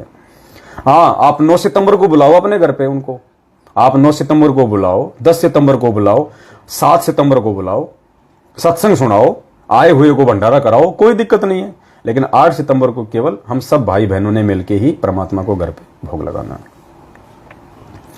अगर भगत के घर में बहुत ज्यादा विरोध है तो क्या वह दूसरे भगत के घर पर जाकर प्रगट दिवस मना सकता है? देखो पुण्यात्माओं, कोशिश करनी है 99% तो हमने पैर रोप देने हैं, क्योंकि यदि आज भी हम हिम्मत नहीं करेंगे तो कौन से दिन हिम्मत करेंगे। और अगर आज हिम्मत नहीं करी तो परमात्मा भी फिर साथ देना बंद कर देगा। भले ही आपको मार पड़े, आपको गाली पड़े, आपको विरोध सहन करना पड़े, यदि आपके घर में आपकी पत्नी, आपका पति, आपके माता पिता, सास ससुर, भाई बंधु अगर आपके विरोध में हैं, आप अकेले उपदेशी हैं और वो आपको बहुत ज्यादा विरोध करते हैं, आपको आरती भी ढंग से नहीं करने देते, आपको भोग भी नहीं लगाने देते, आप 8 सितंबर से पहले गुरु जी को प्रार्थना लगाना शुरू कर दो, हृदय से की है बंदी छोड़, दया बख्शो परमात्मा, इस नीच में भी परमात्मा मेहर बख्शो कि आपका भोग इस घर में लगे मालिक। इन काल प्रेरित प्राणियों के कानों में भी परमात्मा आपके वचन जाएं, इनके भी संस्कार बदलें। ये आपका लगा हुआ भोग खाएंगे परमात्मा, इनके भी संस्कार बनेंगे। पुण्यात्मा अगर मन में अगर दृढ़ इच्छा होगी ना इस बात की, यकीन मानना आपका विरोध नहीं कर पाएंगे वो लोग। परमात्मा ऐसी प्रेरणा कर देगा उन आत्माओं में, वो आपका विरोध नहीं करेंगे, क्योंकि रिमोट तो गुरुजी के हाथ में है ना। अब गुरुजी रिमोट उस समय हिलाएंगे जब भगत के अंदर से सत्य इच्छा होगी। तो 99% तो आपने कोशिश करनी अपने घर पे ही, चाहे इतना सालवराम बनाओ, चाहे आरती चाहे मन मन में कर लेना, चाहे बोल के कर लेना, धीरे धीरे आवाज में कर लेना, अकेले में कर लेना, छत पे जाके कर लेना, चाहे अंडरग्राउंड में जाके कर लेना, बाथरूम में खड़े होके कर लेना, लेकिन घर पे लगाओ भोग मालिक को। किसी विशेष कारण से, विशेष परिस्थिति में, यानी कोई नया भगत भाई बहन है, इतना ज्ञान नहीं है, संघर्ष नहीं कर पा रहा है, उसको जानकारी भी नहीं है, ऐसी स्थिति में यदि कोई आपके पास में फोन करता है कि भगत जी क्या मैं आपके घर पे आ सकता हूं, भोग लगा सकता हूं, तो ऐसी स्थिति में आप किसी अपने सत्सेवक भाई बहन के घर पे परमात्मा को जाके भोग लगा सकते हैं, उसमें कोई दोष नहीं है। लेकिन जहां तक संभव हो आप संघर्ष करो और अपने घर पे भोग लगाओ। अगर कोई व्यक्ति बुजुर्ग है या तबीयत खराब हो तो क्या वह भोग की आरती बैठकर कर सकता है? बिल्कुल कर सकता है, बिल्कुल भोग की आरती बैठ के भी कर सकता है। यदि विशेष परिस्थितियों में किसी को कोई रोग है, कोई एक्सीडेंटल है, कोई बीमारी से परेशान है, कोई प्रेग्नेंट है, कोई हैंडीकैप है, तो वो बैठ के भी कर सकता है, लेट के भी कर सकता है। जो जवान है, अच्छा है, युवा है, सक्षम है, तो खड़े होके सर पे कोई भी कपड़ा बांध के, सफेद कपड़ा हो तो अच्छी बात है, सर पे अपना एक वस्त्र रख के, माता बहनें अपनी चुन्नी डाल सकती हैं, बांधने की जरूरत नहीं है। माता बहनें अपनी जो भी चीर होता है, जो ओढ़नी होती है, जो भी अपने सिर पे रखती हैं, वो रख के कर सकती हैं। चाहे तो वो व्हाइट कलर का कोई कपड़ा बांध सकती हैं, भाई भी ऐसा कर सकते हैं। क्योंकि आप देखते हैं जब गुरुजी आश्रम में भोग लगाते थे तो उस समय परमात्मा सफेद कपड़ा बांध के लगाते हैं, एक सम्मान का सूचक है ये। तो अब तो हमने भगवान को पहचान लिया, तो भोग किया, हम तो तीनों समय की आरती में भी परमात्मा को सफेद कपड़ा अपने सिर पे रख के आरती करते हैं, क्योंकि सामने भगवान है भाई, और भगवान के सामने नंगे सिर अच्छा नहीं लगता। सामने कोई जेठ आ जाए, किसी का ससुर आ जाए, वो नंगे सिर रहती है? नहीं रहती ना। जब एक 2 कोटि के प्राणी का तुम इतना सम्मान करते हो तो भगवान का सम्मान नहीं करोगे? कॉमन सेंस की बात है। क्या भोग की आरती के बाद विनती का अंग कर सकते हैं? बहुत अच्छी बात है, सबने करना है, सबने करना चाहिए। हम विनती करते जी, गुरु जी थारे आगे, साहिब थारे आगे। भोग की आरती के बाद में सभी भाई बहन विनती करें, जरूर करें। बहुत अच्छी बात है, बहुत अच्छा पॉइंट याद दिलाया भाई ने। भोग की आरती सभी भाई बहनों ने करनी है, कोई दिक्कत नहीं है। और भोग की आरती के बाद में एक आरती और आती है, मारे हुआ पाठ पर कास बधाई मैं बांटूंगी, वो भी कर सकते हैं। क्योंकि पुण्यात्माओं अब हमें समझ में आ गया कि असली पाठ क्या है। ये इस पे नीचे लिखा हुआ है, नीचे की लाइन में, मूल्य नित्य नियम पाठ। गुरुजी ने क्या लिखा है देखिए, नीचे मूल्य में क्या लिखा है? नित्य नियम पाठ। हम भक्तों को जब ये पता चल गया कि धरती पे असली भगवान कौन है, तो उसके बाद पुण्यात्माओं हम भक्तों के लिए सबसे बड़ा पाठ ये भक्ति बोध है। तो हम तो इस पाठ को लेके आरती करेंगे, उस पाठ प्रकाश के लिए आरती नहीं कर रहे हम। हमारा पाठ प्रकाश ये है, ये पाठ करने से हमारी आत्मा में जो प्रकाश आएगा, हम तो वो पाठ प्रकाश करेंगे। तो शुरू में थोड़ा सा ध्यान रखना, मैनेजमेंट वालों की पुस्तकों में लिखा हुआ है कि मारे आए गरीबदास, मारे आए स्वामी रामदेवानंद, वो नहीं बोलना हमने केवल 2 ही शब्द बोलने हैं, मारे हुआ पाठ पर कास बधाई मैं बांटूंगी, ये मारे आए साहिब कबीर बधाई मैं बांटूंगी। या तो साहिब कबीर बोल दो, या मारे आए सतगुरु देव बधाई मैं बांटूंगी। इन दोनों में से एक कोई भी शब्द आप बोल दो, क्योंकि वो कबीर ही सतगुरु है, सतगुरु ही कबीर है। संत रामपाल जी ही कबीर है, राम और कबीर ही संत रामपाल जी है। संत रामपाल जी ही सतगुरु है, सतगुरु ही संत रामपाल जी हैं। इसके अलावा हमने और किसी को नहीं लगाना, क्योंकि हम केवल अपने भगवान को भोग लगाएंगे, किसी दूसरे को नहीं लगाएंगे। यदि हम इस पड़ोस के अनुपदेशी लोगों को भंडारे व सत्संग के लिए आमंत्रित करते हैं, वह भंडारा अगर आवश्यकता से अधिक बन जाता है तो क्या भंडारे को आस पड़ोस में बांट सकते हैं? बिल्कुल पुण्यात्माओं, जो भंडारा, यदि पहली बात तो हमने बहुत सोच समझ के उसी हिसाब से भंडारा तैयार करना है। सच्ची नीयत से करोगे तो परमात्मा भंडारा वेस्टेज होने नहीं देगा। फिर भी यदि भंडारा यदि बच जाता है तो हम पहले गुरु जी को दंडवत प्रणाम करें, गुरु जी से हम आज्ञा ले कि परमेश्वर इस अनमोल प्रसाद को यदि बाहर कहीं रखा जाएगा उससे बेटर है परमेश्वर आपके बच्चों के पेट में जाए, तो परमेश्वर आपको भोग लगा हुआ प्रसाद खाएंगे तो उनकी आत्मा आध्यात्म की ओर जागृत होगी। तो परमेश्वर को दंडवत करके किसी भी गलती की माफी मांग के फिर आप बाहर परमेश्वर का भंडारा ससम्मान किसी पॉलीथिन वगैरह में पैक करके या कहीं भी किसी मंदिर के आगे या किसी रेड लाइट पे जाके आप लोगों को खिला के भी आ सकते हैं। बच जाए तो, जानबूझ के बचाना भी नहीं है, नहीं तो फेल हो जाओगे। मालिक अंतर्यामी है, तुम सोचोगे लो मैं ज्यादा बना लेता हूं, फिर जो बच जाएगा वो तो बाहर जाके खिला के आ जाऊंगा, वहां भी फेल हो जाओगे, क्योंकि मालिक अंतर्यामी है। अनजाने में जो बच जाता है उसकी बात दास कर रहा है,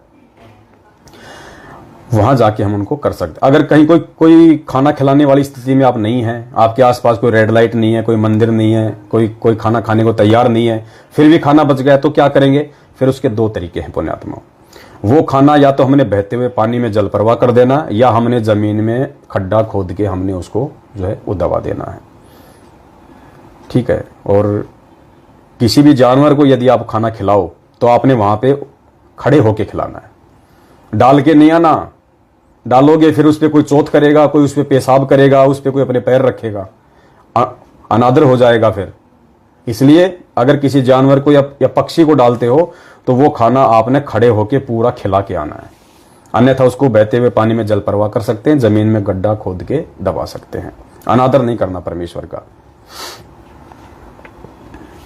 कुछ भक्तों की शंका है कि क्या आटे का हलवा राम बनाने में दूध का उपयोग कर सकते हैं, यानी आटे का हलवा दूध में बनाना है या पानी में? दूध का इस्तेमाल नहीं करना बिल्कुल भी। जो विधि परमेश्वर ने अपनाई है, जो आश्रमों में अपनाई थी, उसी विधि से हमने केवल जलराम, देसी घी, आटा और मीठा, केवल इसी का बनाना है। और कोई वस्तु हमने हलवे राम में छाछ से या दूध से या पनीर से बिल्कुल नहीं बनाना।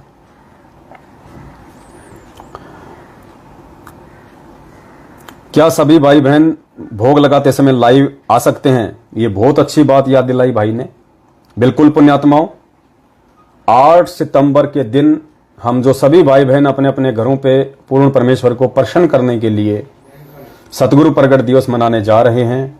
जो भाई जिस भी समय गुरु जी का प्रगट दिवस मनावे, भोग लगावे, सभी से हाथ जोड़ के विनती है, यदि आप फेसबुक चलाना जानते हैं तो सभी भाई बहन लाइव आए, भोग की आरती लाइव चलाओ सभी भाई बहन अपने अपने घर पे। पुण्यात्माओं, हजारों लाखों जब भोग की आरती लाइव चलेगी, और एक चीज और ध्यान रखना, जब आप गुरु जी को भोग लगाओ, आप भोग की आरती आप करो, तो एक व्यक्ति के हाथ में आप मोबाइल देके खड़ा कर देना।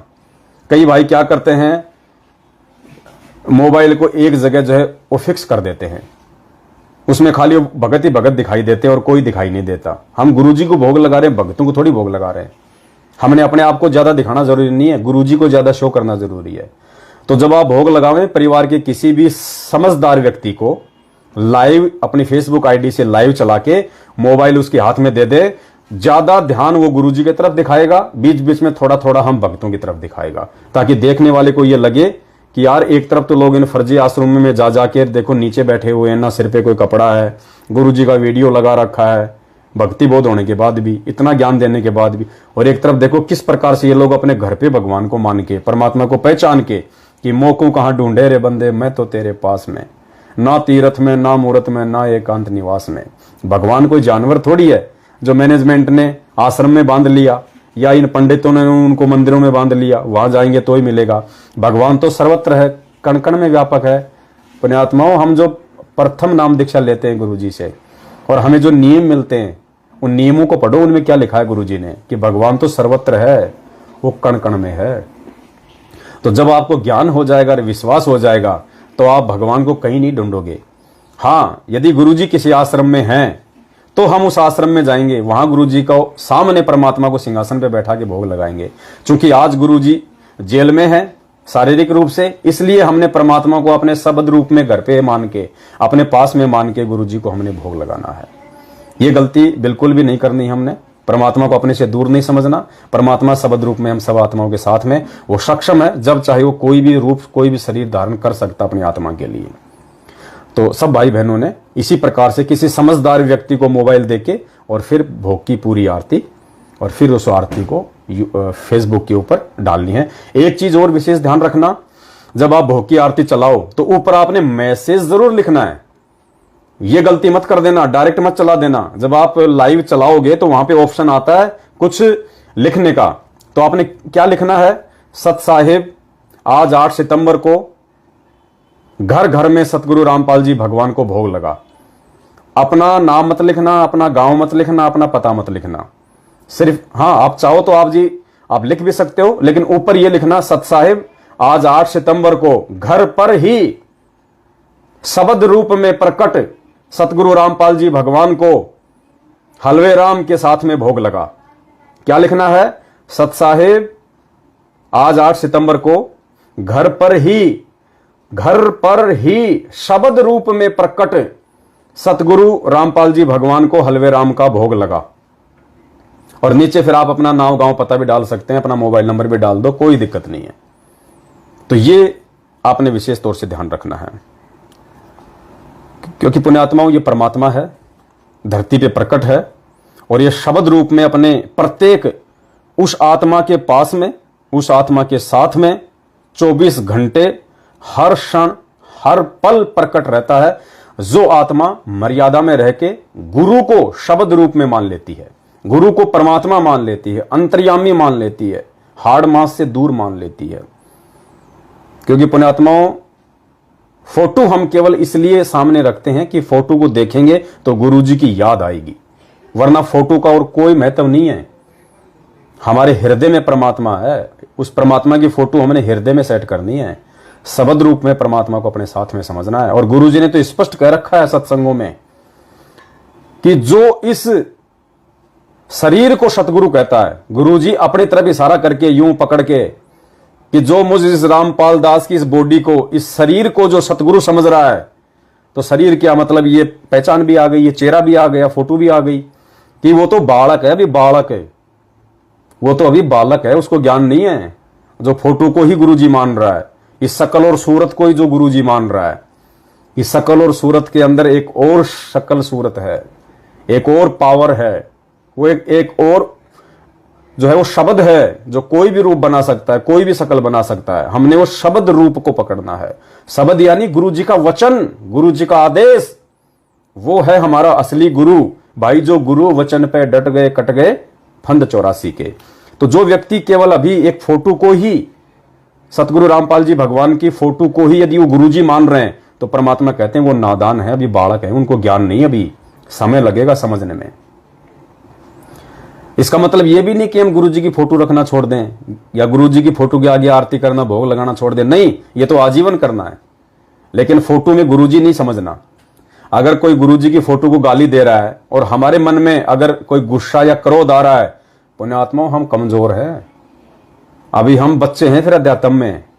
आपने परमात्मा को फोटो में समझ रखा है, शब्द रूप में नहीं समझ रखा। अरे गाली लगती है 5 तत्व के इंसान को, चोट लगती है 5 तत्व के इंसान को, गुस्सा आता है 5 तत्व के इंसान को। जो शब्द है, आपने यदि गुरु जी को आपने शब्द रूप में मान लिया तो शब्द को कौन गाली दे देगा? शब्द को कहां से गाली लगेगी? शब्द को कौन चोट मार देगा? तो इसलिए परमात्मा कहते हैं कि जो व्यक्ति इस बॉडी को ही सतगुरु मान रहा है, मुझ रामपाल को, कहते हैं वो तो अभी बालक है, बालक है। सुनिए परमेश्वर का ये अनमोल सत्संग। इसके बारे में गरीबदास जी कहते हैं, देही को सतगुरु कहे ये सब धुंधर ज्ञाने, चार दाग आता नहीं वाको सतगुरु जाने। इस शरीर की इस बॉडी को सतगुरु जो मान रहे हैं वो तो अभी बालक है। इसके अंदर जो और शरीर युक्त वो सतगुरु है। वो वो मरता नहीं कभी। चार प्रकार के दाग हैं। अंतिम संस्कार चार प्रकार से किया जा रहा अपने यहाँ पर। एक तो दफना देते हैं, मिट्टी में गाड़ देते हैं ईसाई और मुसलमान भाई, और हिंदू और सिख संस्कार कर देते हैं। कुछ ऐसे हैं जो जल प्रवाह कर देते हैं, उसको मच्छी कीड़े मकोड़े खाकर उसके शरीर को दबा देंगे। और कुछ क्या करते हैं, एक मचान बना देते हैं ऊंचा, उस शव को उस पर डाल देते हैं, पशु पक्षी ऊपर के पक्षी आदि खा लेते हैं। तो चार प्रकार से अंतिम संस्कार यानी दाग दिया जाता है। तो परमात्मा कहते हैं, गरीबदास साहब जी कहते हैं, इस देही को सतगुरु कहे। ये सब धुंधर ज्ञान और चार दाग आता नहीं वाको सतगुरु जान। तो यहाँ क्या बता रहे हैं कि परमात्मा जब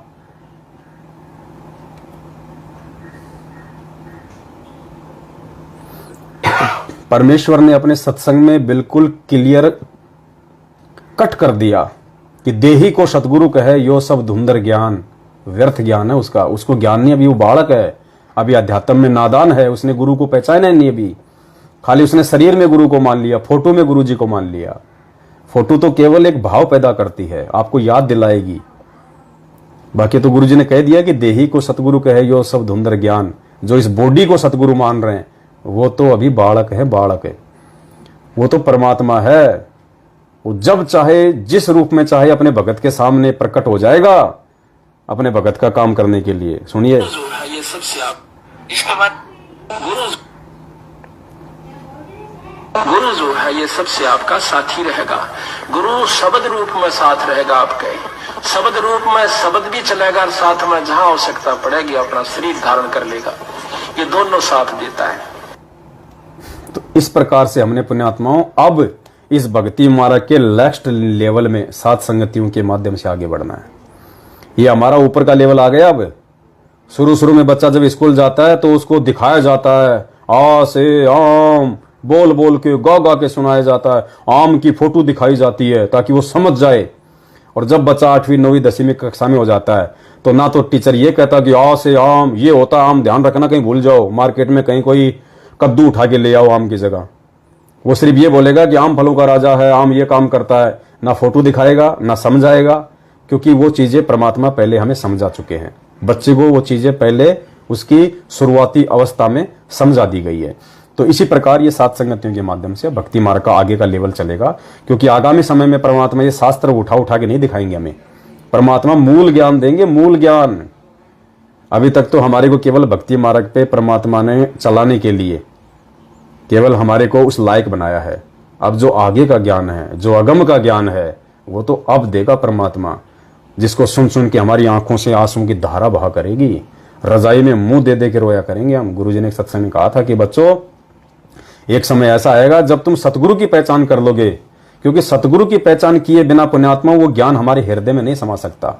हम उसको सत्य नहीं मान सकते, और गुरु के वचन में अविश्वास कर लिया तो हम फेल हो जाएंगे। तो गुरुदेव ने कहा था कि बच्चों, जब तुम्हें पहले सतगुरु की पहचान हो जाएगी और सतगुरु के द्वारा लिखे गए शब्दों पे जब तुम पूर्णतः शास्त्रों से भी ज्यादा विश्वास करने लग जाओगे, फिर एक समय ऐसा आएगा। गुरुदेव ने कहा कि मैं केवल तुम्हें ये कहानी सुनाया करूंगा, ये कथा सुनाया करूंगा, ये शब्द गाया करूंगा, ये ब्रह्मा विष्णु इसके माता पिता दादा चाचा बुआ नहीं दिखाऊंगा, आंखें खराब नहीं करूंगा।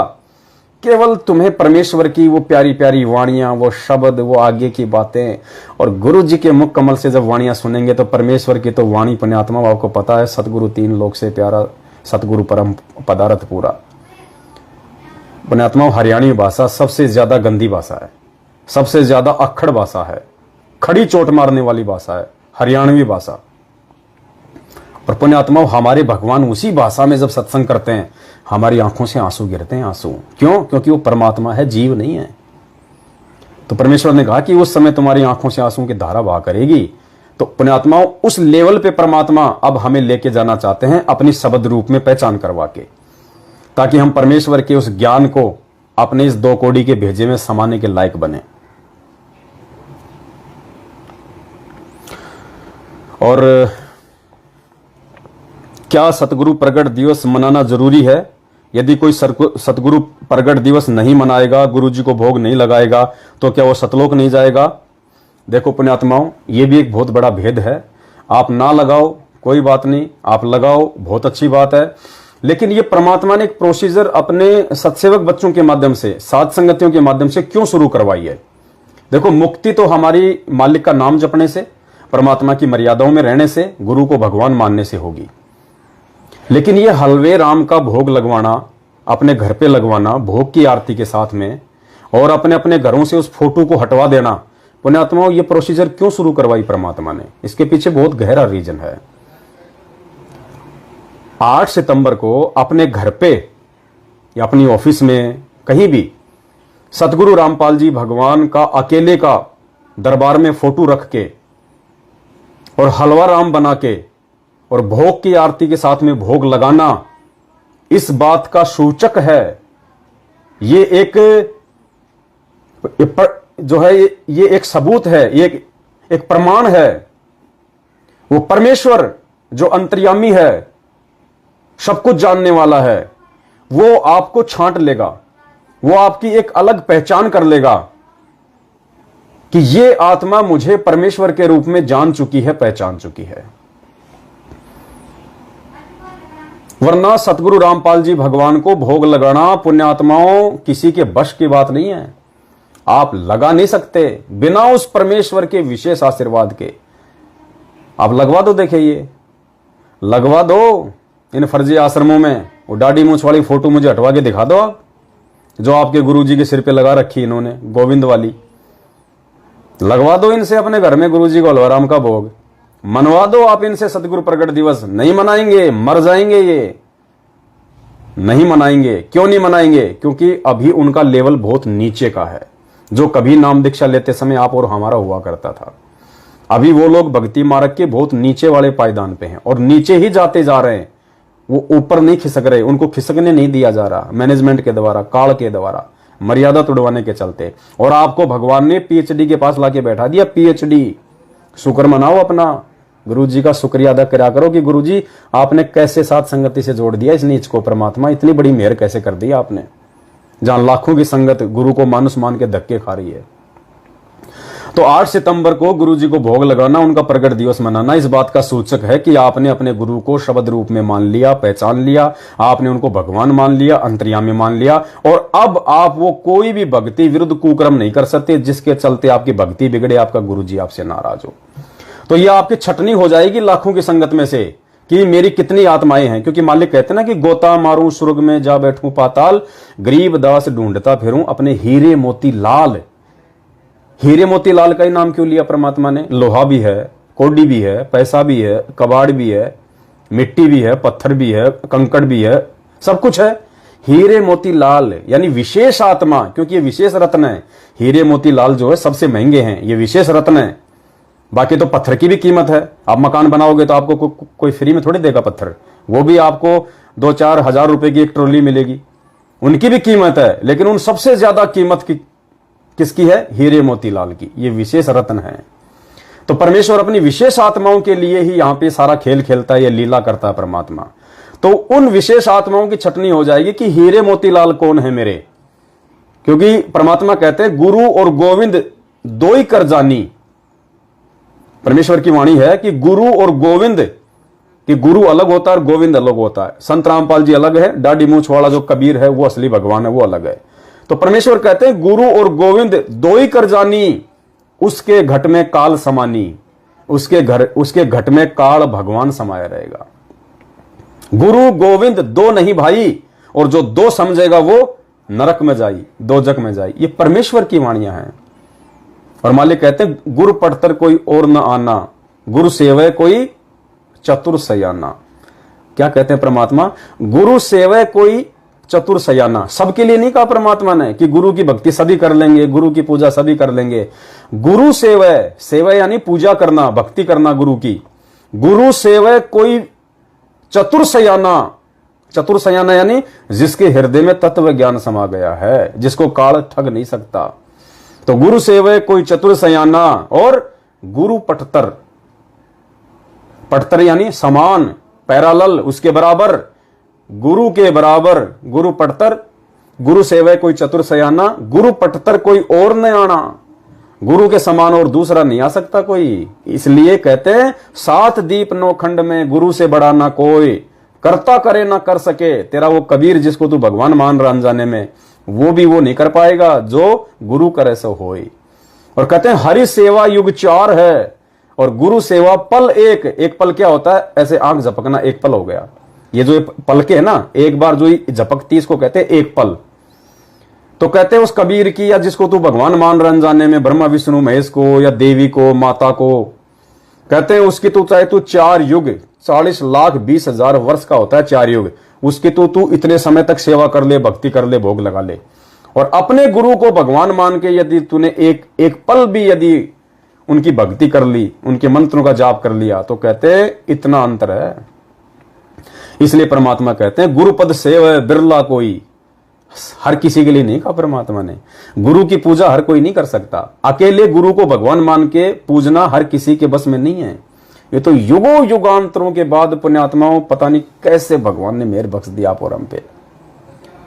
परमात्मा पुण्यात्माओं, ये ज्ञान तो ब्रह्मा विष्णु महेश की समझ में नहीं आया जब परमात्मा ज्ञानी रूप में उनके पास गए थे।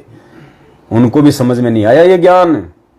और हम जैसे 2 कोटि के जीवों को भगवान ने ज्ञान समझा दिया, तो हमने अपनी औकात से भी नहीं समझा, भगवान ने समझाया।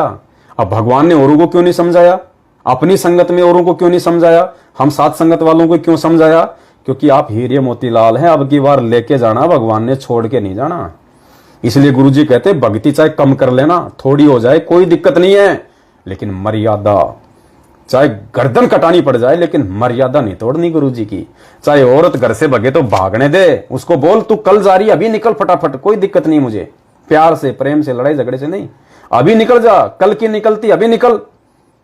अगर आपकी पत्नी नहीं मानती है तो बोल दो भाई कल की निकलती अभी निकल। माँ बाप नहीं मान रहे तो माँ बाप को घर से नहीं निकालना कि तू कल का निकलता अभी निकल, नहीं, आपने उस घर से निकल जाना है। पहले तो संघर्ष करो उस घर में भक्ति करने की, फिर भी नहीं बन पाती है, छोड़ दो उस घर को। पुण्यात्माओं, लाखों काम धंधे दुनिया में, आजकल 10-15 हजार तो कहीं भी मिल जाते हैं। 2-3 हजार का एक छोटा सा रूम मिल जाएगा, बढ़िया खाओ और बढ़िया कमाओ और माल्य की बढ़िया से अपनी जो है वो भक्ति करो। तो चाहे गर्दन कट जाए लेकिन मर्यादा नहीं तोड़नी पुण्यात्माओं। अगर मर्यादा तोड़ दी तो पुण्यात्मा चाहे कितने अलविराम के भोग लगा लेना, कितना गुरु जी को परमात्मा मान लेना, परमात्मा निर्मोही है। परम शक्ति संगीतम रिद्धि सिद्धि दाता सोही, अविगत गुण है अतीतम सत्य पुरुष निर्मोही। ये किसी का सगा नहीं है, फिर ये किसी का सगा नहीं है, चाहे कितने आंसू बहा लेना उसके बाद में। तो इस प्रकार से पुण्यात्माओं, हमने भक्ति मार्ग में अब आगे बढ़ना है, आगे हमने चलना है, और इस प्रकार से हमने परमात्मा को भोग लगाना है। वरना भोग लगाना कोई आवश्यक नहीं है, लेकिन परमात्मा आज वर्तमान में चेक करेगा कि कितने हैं मेरे जो मुझे पहचान पाए हैं। क्योंकि भोग तो भगवान को लगता है ना, भोग तो भगवान को लगता है। तो पहले कोई भगवान पहचानेगा तभी तो भोग लगाएगा। पुण्यात्मा 1994 से जब से गुरुजी ने भक्ति बोध पुस्तकें छपवाई थी, उसी समय से गुरुजी ने भोग की आरती लिखी हुई है। क्या 27 साल से किसी ने भोग की आरती की अपने घर पे? वो भगवान ही कर रहा था आश्रम में, दाढ़ी मूछ वाली फोटो को सामने रख के। क्यों? मजबूरी थी। जो अपने गुरुजी को भगवान नहीं मानेगा तो भगवान तो भक्ति करवाने के लिए किसी और को भगवान मान के भोग लगाएगा। गुरुजी ने देखा कि ये गधे इतना ज्ञान लेने के बाद मुझे भगवान नहीं मान रहे, तो मैं तो कम से कम किसी और को भगवान मान के कम से कम इनकी भक्ति तो बनवाऊं। और जिस दिन आत्मा अपने गुरुजी को पहचान लेगी कि गुरु बड़े हैं गोविंद से, और मन में देख विचार हरि सुमरे सो वारी है, गुरु सुमरे होए पार, उस दिन वो दाढ़ी मूछ वाले को हटा देगा अपने घर से, रामकृष्ण को हटा देगा।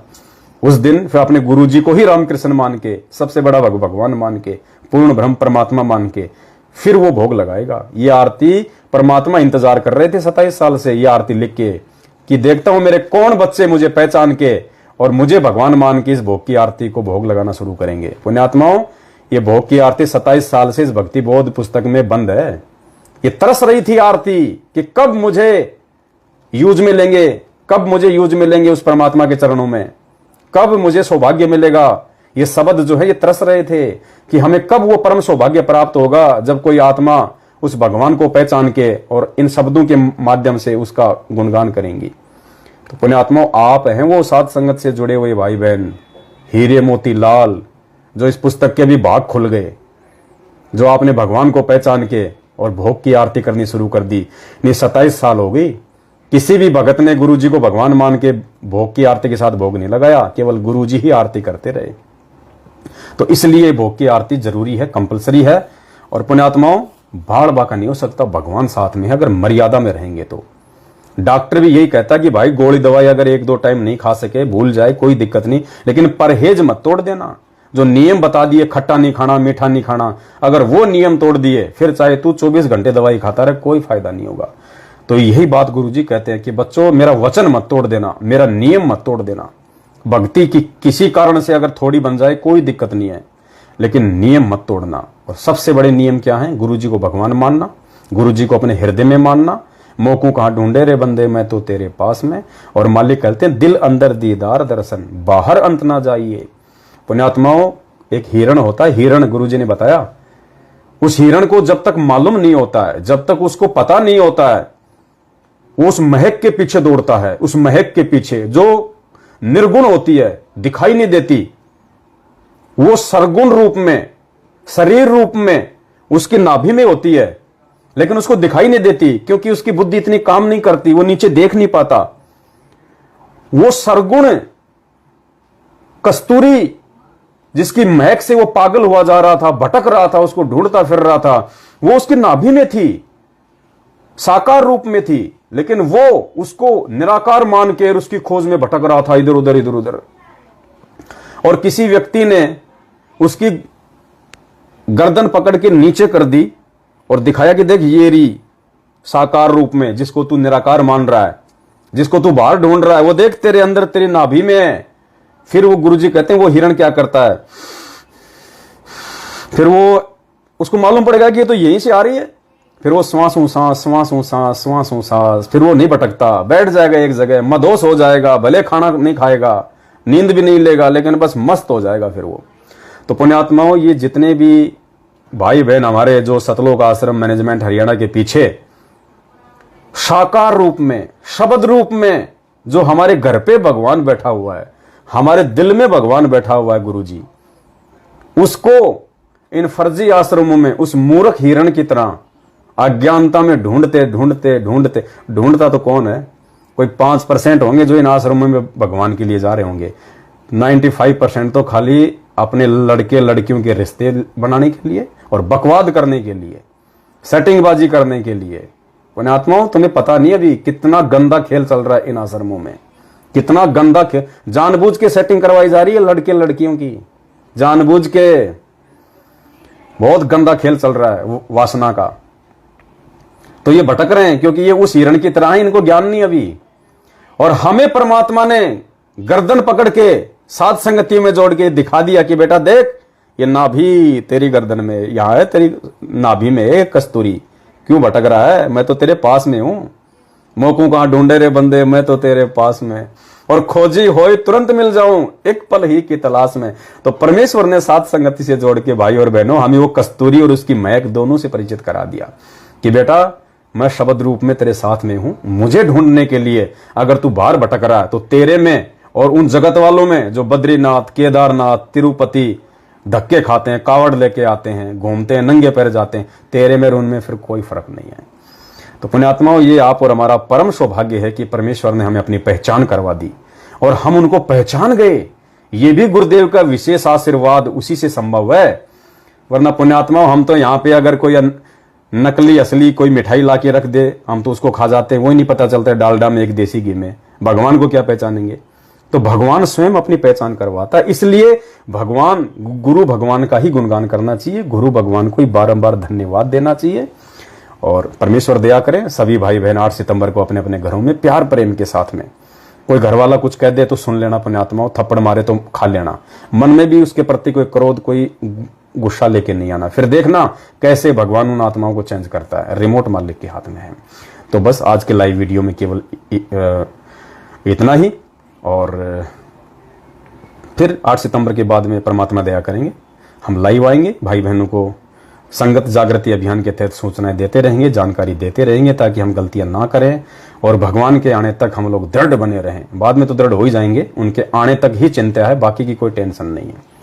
तो जाते जाते सभी भाई बहन वीडियो को एक बार फिर से ज्यादा से ज्यादा शेयर कर दें, और दास से कोई गलती हुई है तो मैं अपने सभी भाई बहनों से क्षमा याचना मांगूंगा। कान पकड़ के अपना छोटा भाई समझ के, नादान समझ के माफ करना, और पूज्य गुरुदेव भगवान से प्रार्थना करूंगा परमेश्वर भाई बहनों को समझाने में मनसा वाचक कर्मना कोई त्रुटि हो, दास आपको कोटि कोटि दंडोत क्षमा याचना करता है। सत साहिब बंदी छोड़ सतगुरु रामपाल जी भगवान की जय हो।